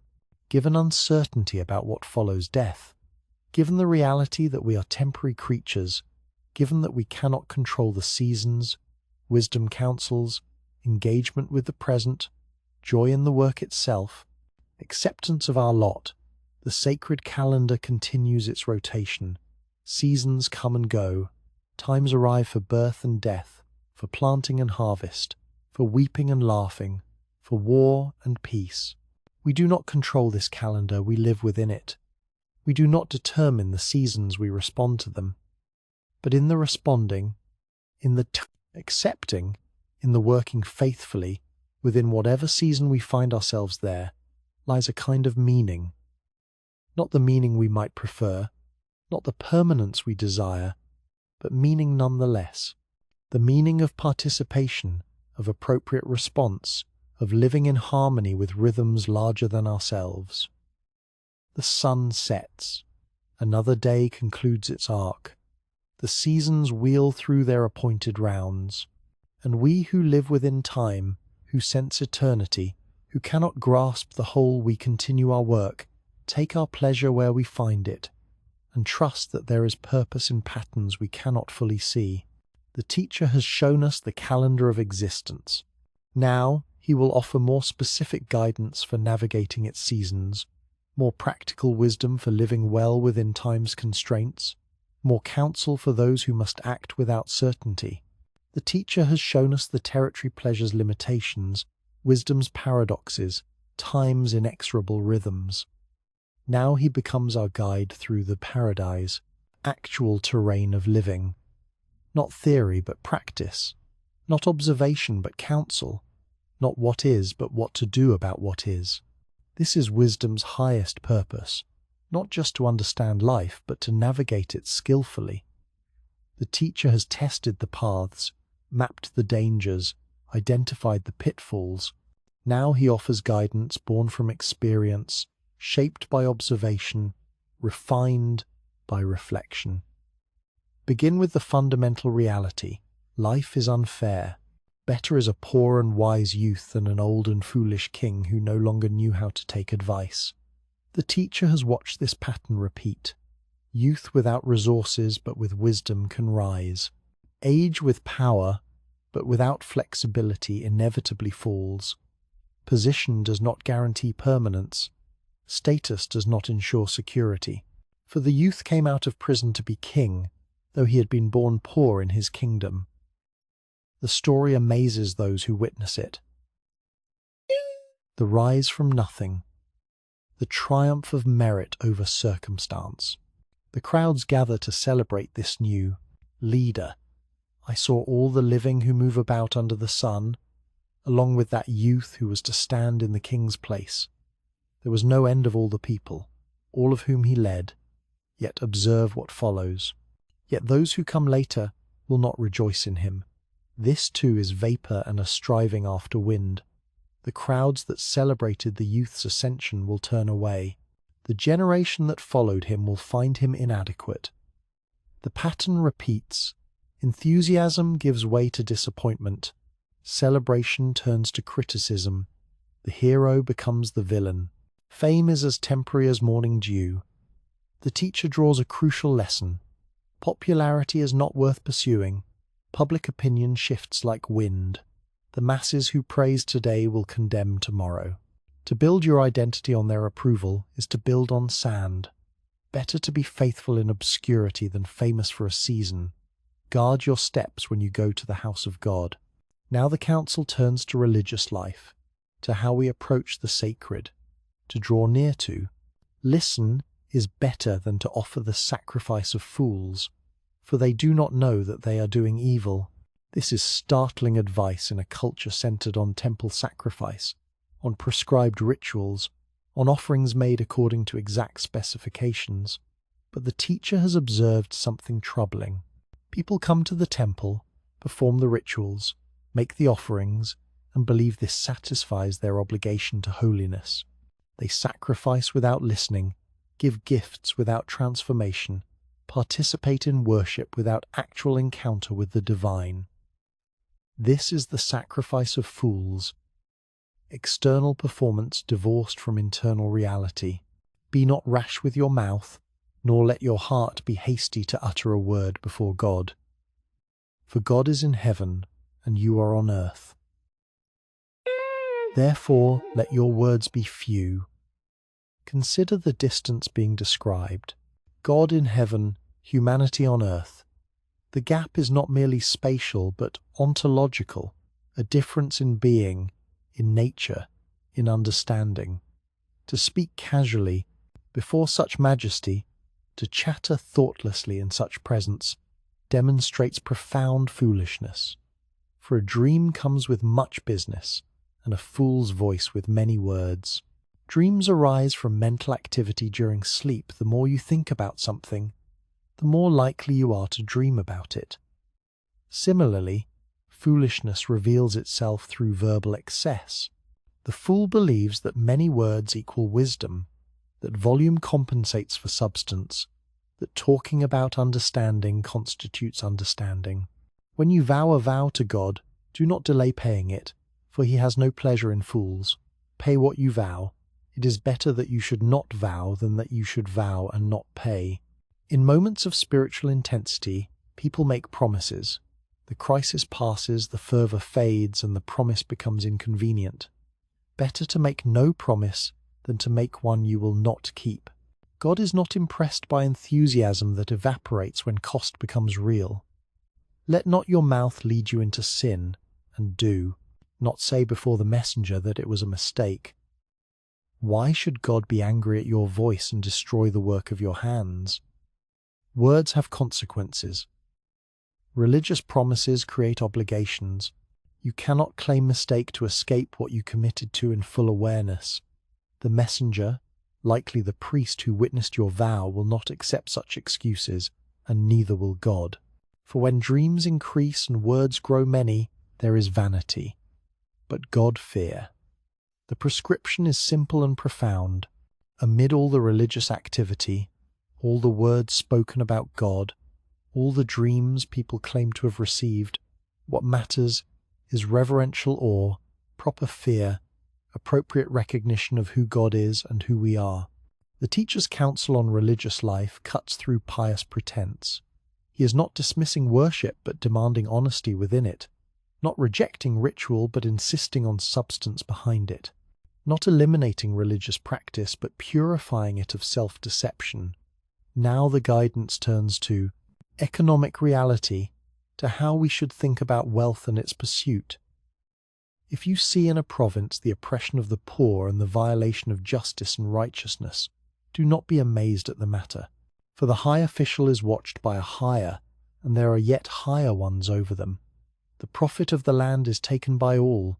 The king himself is served by the field. This is how systems work. Corruption cascades through hierarchies. Each level watches the level above, imitates its behavior, protects its interests. The very structures created to ensure justice become mechanisms of injustice.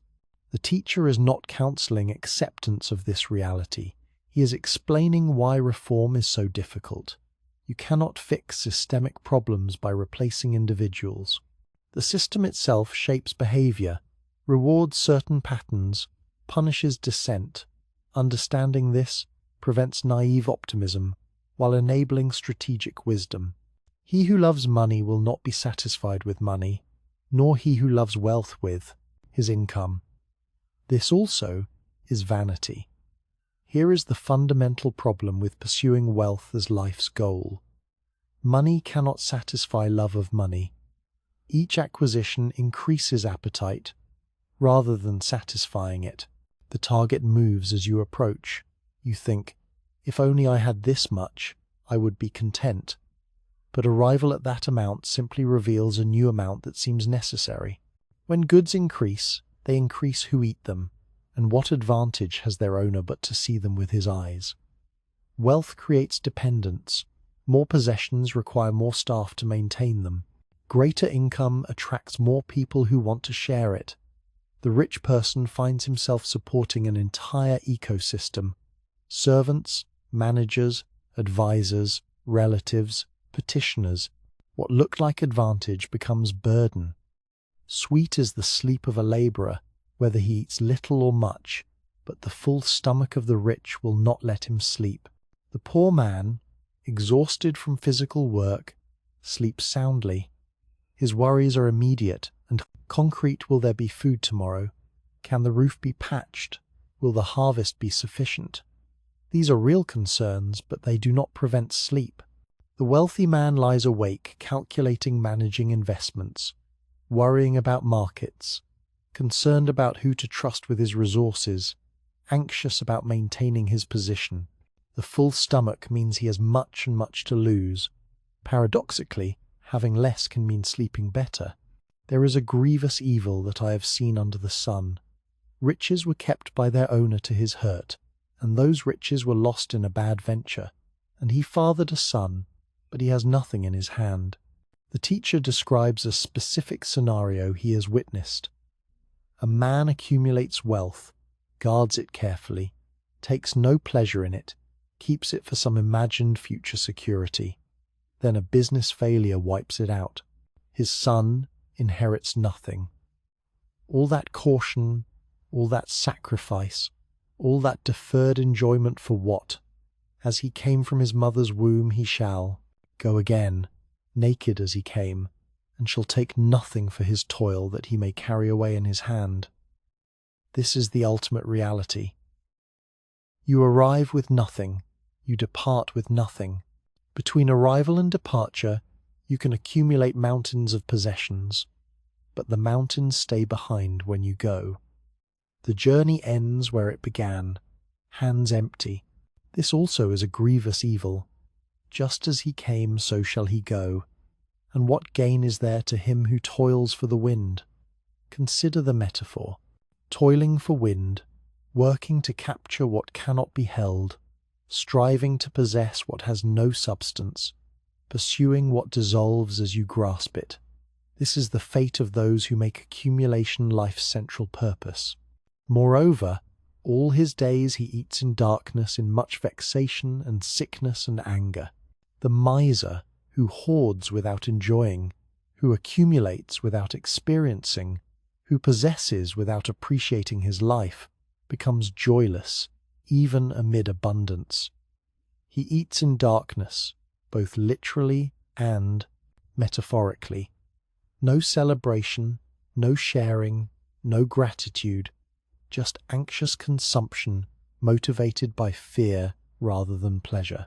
Behold, what I have seen to be good and fitting is to eat and drink and find enjoyment in all the toil with which one toils under the sun, the few days of his life that God has given him, for this is his lot.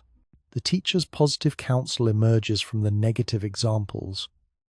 Find enjoyment in your work itself, not just in its rewards. Take pleasure in daily existence, eating, drinking, the simple satisfactions of physical life. Accept your circumstances as your lot, rather than constantly wishing for different ones.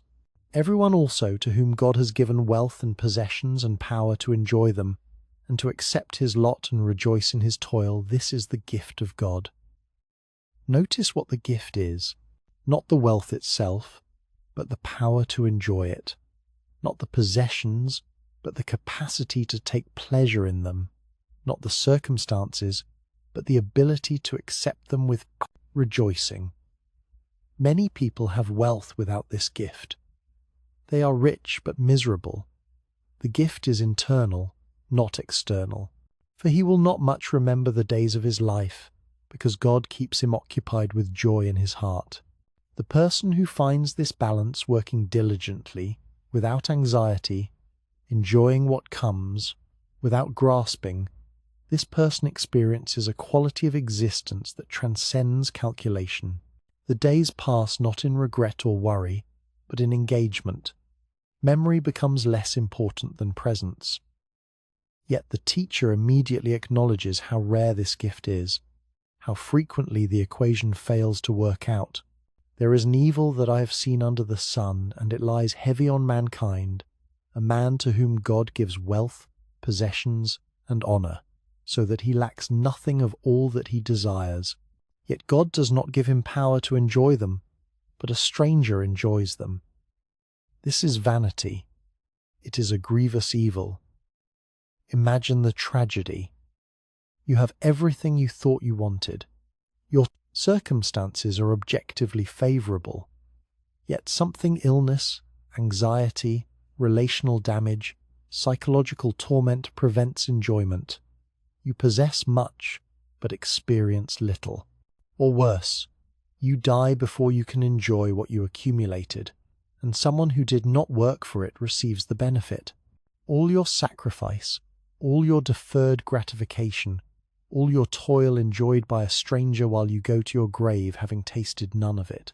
If a man fathers 100 children and lives many years, so that the days of his years are many, but his soul is not satisfied with life's good things, and he also has no burial, I say that a stillborn child is better off than he, for it comes in vanity and goes in darkness, and in darkness its name is covered. Moreover, it has not seen the sun or known anything, yet it finds rest rather than he. This is harsh wisdom. Long life without satisfaction, many descendants without joy, survival without meaning, this is worse than never being born. The stillborn child never experiences the disappointment of existence, never knows the frustration of unsatisfied longing, never faces the despair of a life that feels wasted. Even though he should live 1,000 years twice over, yet enjoy no good, do not all go to the one place? The final destination is identical for everyone. The person who lives briefly but joyfully, and the person who lives long but miserably both end in death. Duration without quality is not advantage. All the toil of man is for his mouth, yet his appetite is not satisfied. Man's work primarily serves his survival, earning food, maintaining life. But appetite, both physical hunger and deeper desire, is never finally satisfied. Today's meal satisfies temporarily. Tomorrow, you are hungry again. This season's achievement satisfies briefly. Next season, you need new accomplishment. The treadmill never stops. For what advantage has the wise man over the fool? And what does the poor man have who knows how to conduct himself before the living? The questions sting. If both wise and foolish die, if both rich and poor end in the grave, if knowledge and ignorance lead to the same destination, what is the advantage of wisdom or proper conduct? Better is the sight of the eyes than the wandering of the appetite. This also is vanity and a striving after wind. Better to enjoy what you have than to constantly desire what you lack. Better to be present to your actual circumstances than to mentally dwell in imagined better ones. The wandering appetite, the mind that is never satisfied with what is, always reaching for what is not, this brings misery regardless of actual circumstances. Whatever has come to be has already been named, and it is known what man is, and that he is not able to dispute with one stronger than he. The patterns are established. Human nature is known. We cannot argue ourselves into different realities. We cannot negotiate with forces stronger than ourselves. Accepting our limits is wisdom, not defeat. The more words, the more vanity. And what is the advantage to man? For who knows what is good for man while he lives the few days of his vain life, which he passes like a shadow? For who can tell man what will be after him under the sun? Talk does not solve the problem. Philosophizing does not resolve the mystery. We live briefly, like shadows present but insubstantial, visible but without weight, and we cannot know what follows us. Given these realities, what should guide our choices? A good name is better than precious ointment, and the day of death than the day of birth. Precious ointment, expensive perfume, fragrant oil provides temporary pleasure. A good reputation, character recognized and respected, endures longer and matters more, and the day of death, strangely, has advantage over the day of birth. Birth begins a journey whose outcome is uncertain. Death completes a story that can finally be evaluated. You know at death what you could not know at death. Birth, whether the life was well lived, whether the character proved sound, whether the choices were wise. It is better to go to the house of mourning than to go to the house of feasting, for this is the end of all mankind, and the living will lay it to heart. Funerals teach what part is obscure. In the house of mourning, you face mortality directly. You are reminded that this will be you someday. You consider what matters and what does not. The living person who takes this to heart gains wisdom that feasting never provides. Sorrow is better than laughter, for by sadness of face the heart is made glad. This seems paradoxical until you understand what the teacher means. Superficial laughter, constant entertainment, the avoidance of serious thought, these prevent the depth that makes genuine gladness possible. Sorrow that causes reflection, sadness that produces self-examination, suffering that generates wisdom, these ultimately serve the heart better than uninterrupted pleasure. The heart of the wise is in the house of mourning, but the heart of fools is in the house of mirth. The wise person mentally inhabits the place where mortality is acknowledged, where seriousness is appropriate, where truth is not avoided. The fool seeks constant distraction, perpetual entertainment, anything that prevents thinking about what matters. It is better for a man to hear the rebuke of the wise than to hear the song of fools. Criticism from the wise stings but instructs. It reveals blind spots, corrects errors, prevents disasters. The praise of fools feels good but leads nowhere. It reinforces whatever you are already doing, whether wise or not. For as the crackling of thorns under a pot, so is the laughter of the fools. This also is vanity. Thorns burn hot but briefly, creating much noise but little lasting heat. The laughter of fools, loud, abundant, attention-getting, similarly provides flash without substance, noise without meaning. Surely oppression drives the wise into madness, and a bribe corrupts the heart. Even the wise are not immune to corruption. Prolonged exposure to injustice can break anyone's mental equilibrium. Sufficient inducement can compromise anyone's integrity. Wisdom is not invulnerability. It is awareness of vulnerability. Better is the end of a thing than its beginning, and the patient in spirit is better than the proud in spirit. Beginnings are marked by enthusiasm but lack proof. Endings reveal what was accomplished, whether promises were kept, whether the initial vision was realized. Patience, the ability to endure, to persist, to continue despite difficulty, proves more valuable than pride, which demands immediate recognition and cannot tolerate setback. Be not quick in your spirit to become angry, for anger lodges in the heart of fools. Anger itself is not the problem. There are things that deserve anger. But quick anger, reflexive rage, immediate outrage, these characterize the fool who lacks self-control. Wisdom allows space between provocation and response, time for reflection between offense and reaction. Say not, "Why were the former days better than these?" For it is not from wisdom that you ask this. Nostalgia is not wisdom.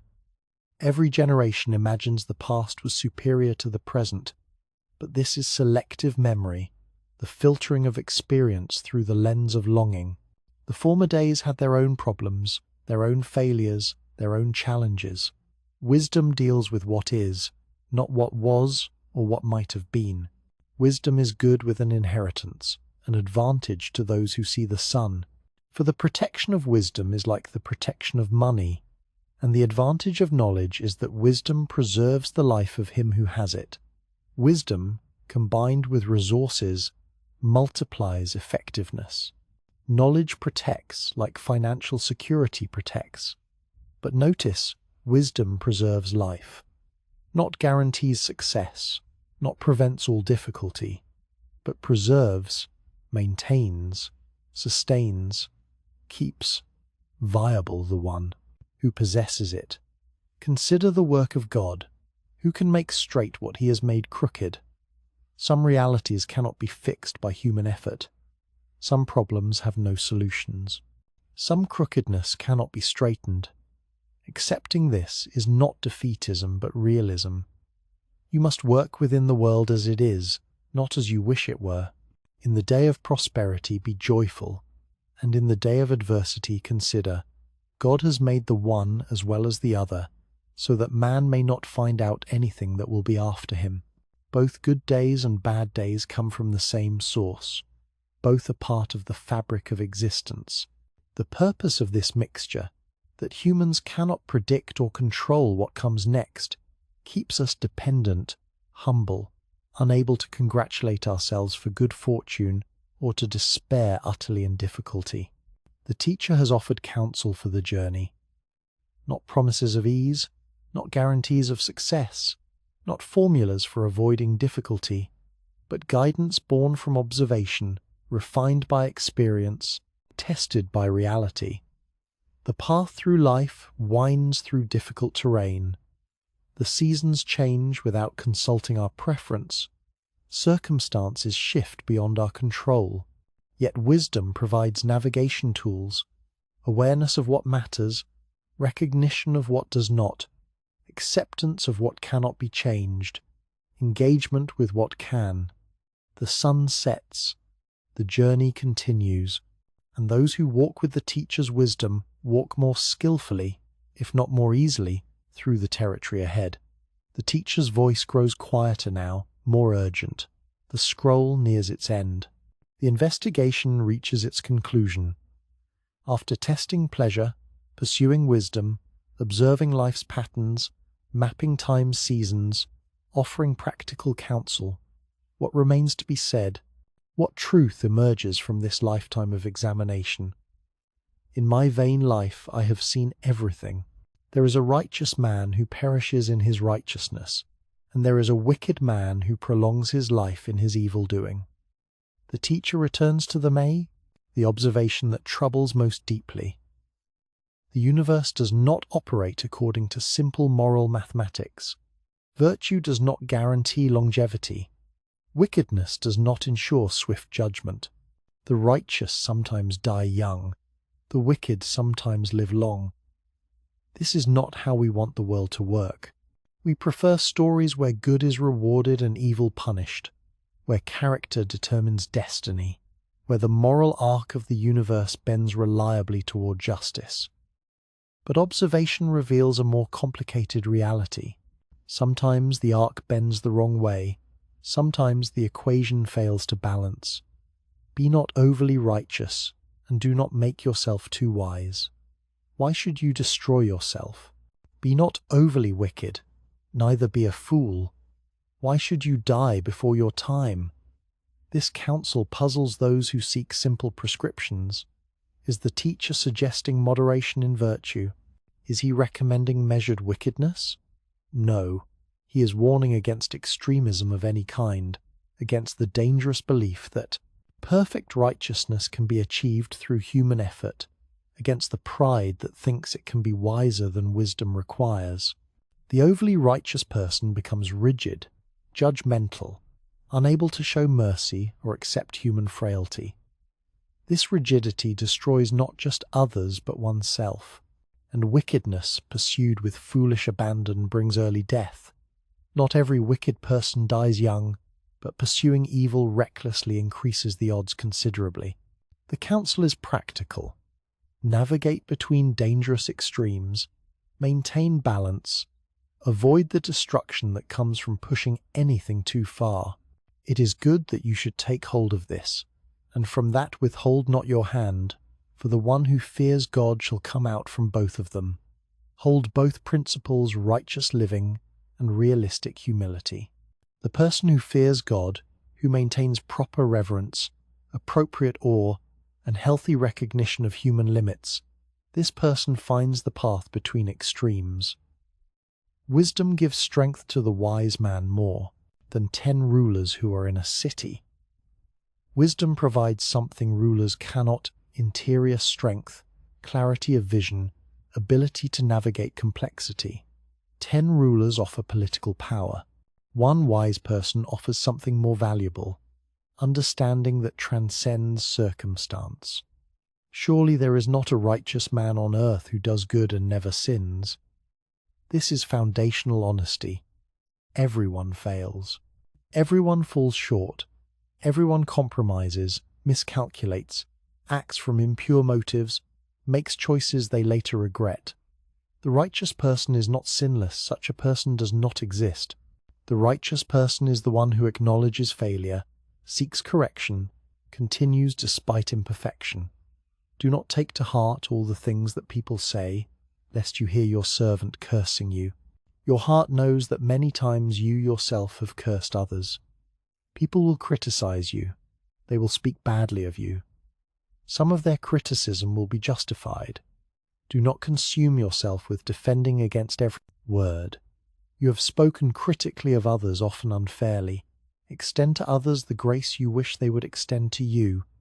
All this I have tested by wisdom. I said, I will be wise, but it was far from me. That which has been is far off, and deep, very deep. Who can find it out? The teacher's humility shows through. He pursued wisdom with full dedication and discovered that ultimate wisdom remains beyond human grasp. The foundations of reality, the deep patterns that govern existence, these lie too far, too deep for complete comprehension. I turned my heart to know and to search out and to seek wisdom and the scheme of things, and to know the wickedness of folly and the foolishness that is madness. The investigation was systematic, thorough, honest. He examined both wisdom and folly, both righteousness and wickedness. He left no path unexplored, no question unasked. And I find something more bitter than death: the woman whose heart is snares and nets, and whose hands are fetters. He who pleases God escapes her, but the sinner is taken by her. The teacher shares what he discovered through experience. Certain relationships entrap, certain attractions destroy, certain connections bind in ways that prevent flourishing. Not all women, he is not making universal statements about gender, but specific kinds of people whose influence proves toxic. Behold, this is what I found, says the preacher, while adding one thing to another to find the scheme of things which my soul has sought repeatedly, but I have not found. One man among 1,000 I found, but a woman among all these I have not found. The teacher describes his search for genuine wisdom, authentic character, true understanding, rare among men, apparently absent among the women he encountered. This reflects his specific experience in royal courts, not universal truth about gender. The point is rarity, How seldom one finds authentic wisdom anywhere. See, this alone I found, that God made man upright, but they have sought out many schemes. Here is the core observation. Human nature as created was good, upright, aligned with divine intention, but humanity has invented countless complicated ways to deviate from this simplicity. We create problems, devise schemes, complicate what could be straightforward. The fault lies not in our essential nature, but in what we have done with it. Who is like the wise, and who knows the interpretation of a thing? A man's wisdom makes his face shine, and the hardness of his face is changed. Wisdom transforms, not just the mind but the entire presence. The wise person's face reflects interior reality, peace instead of anxiety, openness instead of defensiveness, clarity instead of confusion. Hardness melts, rigid features soften, wisdom humanizes. Keep the king's command because of God's oath to him. Be not hasty to go from his presence. Do not take your stand in an evil cause, for he does whatever he pleases. For the word of the king is supreme, and who may say to him, "What are you doing?" Practical counsel for life in hierarchical society. Authority must be respected, not from civility but from wisdom. The king has power, opposing him recklessly brings harm. Choose your battles carefully. Some causes are worth standing for, others are not. Whoever keeps a command will know no evil thing, and the wise heart will know the proper time and the just way. For there is a time and a way for everything, although man's trouble lies heavy on him. Wisdom includes discernment about timing and method, not just what to do, but when and how. This knowledge provides protection, not absolute immunity, but significant advantage. Yet even with this knowledge, trouble remains heavy. Wisdom makes life more navigable, not easy. For he does not know what is to be, for who can tell him how it will be? No man has power to retain the spirit, or power over the day of death. There is no discharge from war, nor will wickedness deliver those who are given to it. Fundamental limits constrain all human power. You cannot control when you die, you cannot opt out of life's battles, you cannot scheme your way around ultimate realities. These boundaries apply to everyone, king and peasant, wise and foolish, righteous and wicked. All this I observed while applying my heart to all that is done under the sun, when man had power over man to his hurt. The teacher has watched carefully how power operates, how it corrupts, how it damages both wielder and victim. Power over others seems like advantage, but often becomes curse, corrupting the powerful, harming the powerless, distorting relationships, preventing authentic connection. Then I saw the wicked buried. They used to go in and out of the holy place, and were praised in the city where they had done such things. This also is vanity.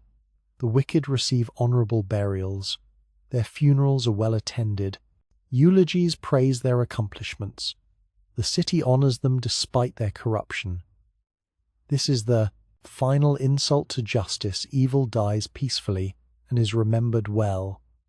Because the sentence against an evil deed is not executed speedily, the heart of the children of man is fully set to do evil. The delay of justice encourages injustice. When wrongdoing faces no immediate consequence, people conclude it is acceptable. The slow turning of judgment's wheels means wickedness thrives unchecked, emboldening others to follow the same path. Though a sinner does evil 100 times and prolongs his life, yet I know that it will be well with those who fear God, because they fear before him. But it will not be well with the wicked. Neither will he prolong his days like a shadow, because he does not fear before God. This is the teacher's faith speaking through his observation. Despite evidence to the contrary, despite the prosperity of the wicked and the suffering of the righteous, he believes he knows that ultimate reality favors those who fear God. This is not wish fulfillment. This is deeper conviction surviving the assault of contradictory evidence. He has seen wickedness prosper. He acknowledges it. Yet he maintains that fearing God is better, that the equation ultimately balances, that reality at its deepest level responds to moral truth. There is a vanity that takes place on earth, that there are righteous people to whom it happens according to the deeds of the wicked, and there are wicked people to whom it happens according to the deeds of the righteous. I said that this also is vanity. He returns immediately to the problem. Theory says one thing, observation another. The righteous suffer as if they were wicked. The wicked prosper as if they were righteous. This is vapor, breath, smoke, elusive, troubling, impossible to reconcile with simple justice. And I commend joy, for man has nothing better under the sun but to eat and drink and be joyful, for this will go with him in his toil through the days of his life that God has given him under the sun. Given the complexity, given the injustice, given the mystery, what should we do? Find joy. Take pleasure in simple things. Eat, drink, work with gladness. This is not escapism but realism. This is accepting what you can control and releasing what you cannot. When I applied my heart to know wisdom, and to see the business that is done on earth, how neither day nor night do one's eyes cease sleep, then I saw all the work of God, that man cannot find out the work that is done under the sun. However much man may toil in seeking, he will not find it out. Even though a wise man claims to know, he cannot find it out. This is the teacher's ultimate conclusion about wisdom. It has limits. You can observe carefully, think deeply, investigate thoroughly, and still not comprehend God's ways fully. The wise person who claims complete understanding reveals foolishness through that very claim. True wisdom acknowledges what it cannot grasp. But all this I laid to heart, examining it all, how the righteous and the wise and their deeds are in the hand of God. Whether it is love or hate, man does not know. Both are before him. It is the same for all, since the same event happens to the righteous and the wicked, to the good and the evil, to the clean and the unclean, to him who sacrifices and him who does not sacrifice. As the good one is, so is the sinner, and he who swears is as he who shuns an oath. Death comes to all. Fate treats everyone identically in this final respect. Character does not provide immunity. Virtue does not guarantee longer life. Wickedness does not ensure early death. The same event mortality happens to everyone. This is an evil in all that is done under the sun, that the same event happens to all.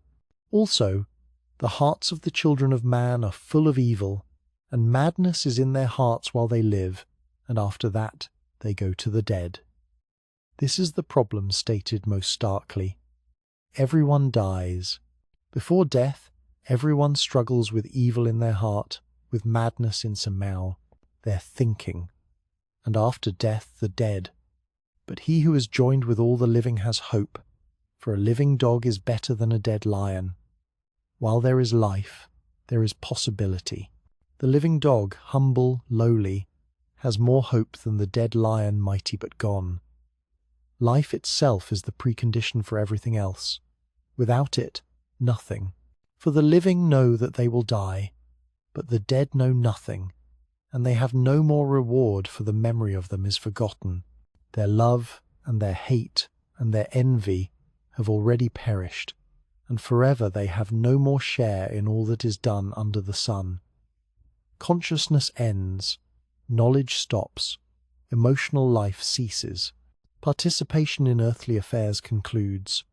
The dead have no more share in anything under the sun. Go, eat your bread with joy, and drink your wine with a merry heart, for God has already approved what you do. Let your garments be always white, let not oil be lacking on your head. Enjoy life with the wife whom you love, all the days of your vain life that he has given you under the sun, because that is your portion in life, and in your toil at which you toil under the sun. This is not permission for hedonism. This is recognition that life's simple pleasures are gifts, that daily existence contains joys worth savouring, that the love of husband and wife provides something precious and limited. Your portion, accept it. Your days numbered as they are, live them fully. Your toil, find satisfaction in it. Whatever your hand finds to do it with your might, for there is no work or thought or knowledge or wisdom in Sheol to which you are going. Work matters because the time for work is limited. Effort matters because effort will eventually become impossible. Engagement matters because disengagement is coming for everyone. Again I saw that under the sun the race is not to the swift, nor the battle to the strong, nor bread to the wise, nor riches to the intelligent, nor favour to those with knowledge, but time and chance happen to them all. Merit does not guarantee success. Talent does not ensure reward. The outcomes do not align with the inputs. Time and chance factors beyond control shape results as much as ability or effort. For man does not know his time, like fish that are taken in an evil net, and like birds that are caught in a snare, so the children of man are snared at an evil time, when it suddenly falls upon them. You cannot predict your end. Disaster arrives without announcement. The comfortable assumption of tomorrow may prove false today. Live accordingly, not in fear but in awareness. The teacher prepares now to close the scroll. He has one more thing to say, the most important thing, the conclusion that makes sense of everything that came before. The end of the matter. All has been heard. Fear God and keep his commandments, for this is the whole duty of man, for God will bring every deed into judgment, with every secret thing, whether good or evil. Here it is, the answer, after all the searching, all the testing, all the observation. Fear God, maintain proper reverence, appropriate awe, healthy recognition of your place in the cosmic order.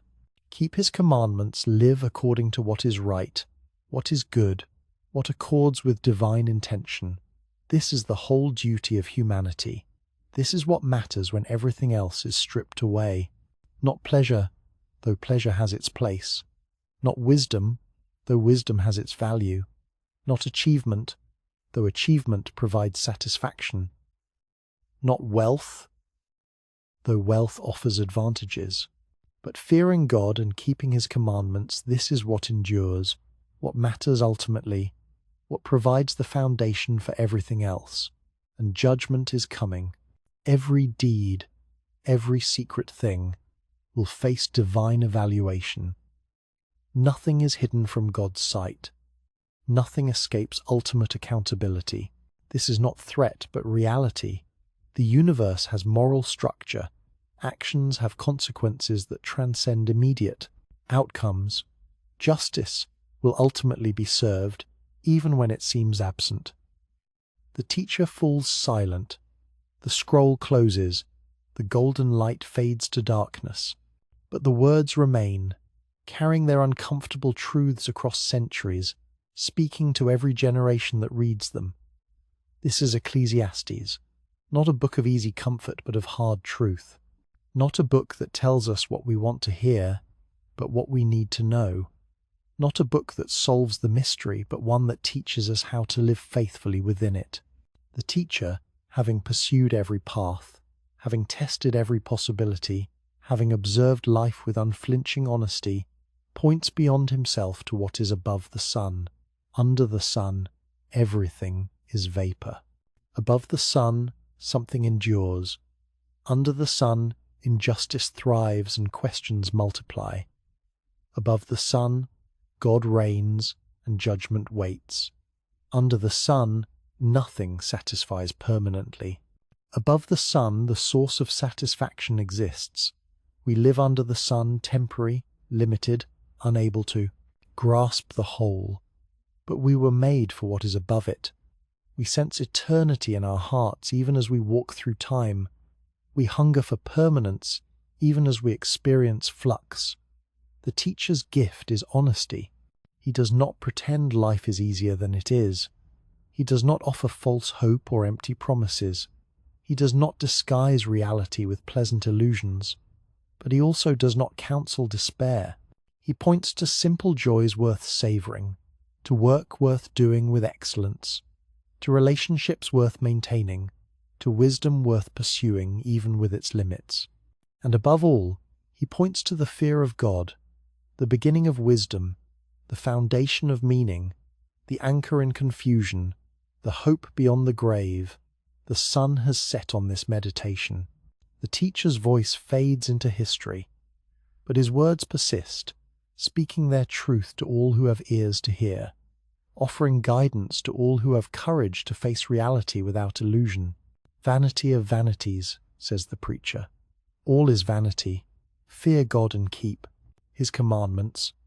This is the whole duty of man. Both truths stand, both must be held. The tension between them is not problem, but reality, the human condition accurately described, honestly acknowledged, faithfully navigated. The scroll closes, but the search it describes continues in every human heart, in every generation, under the same sun that rises and sets, in the presence of the same God who watches over all.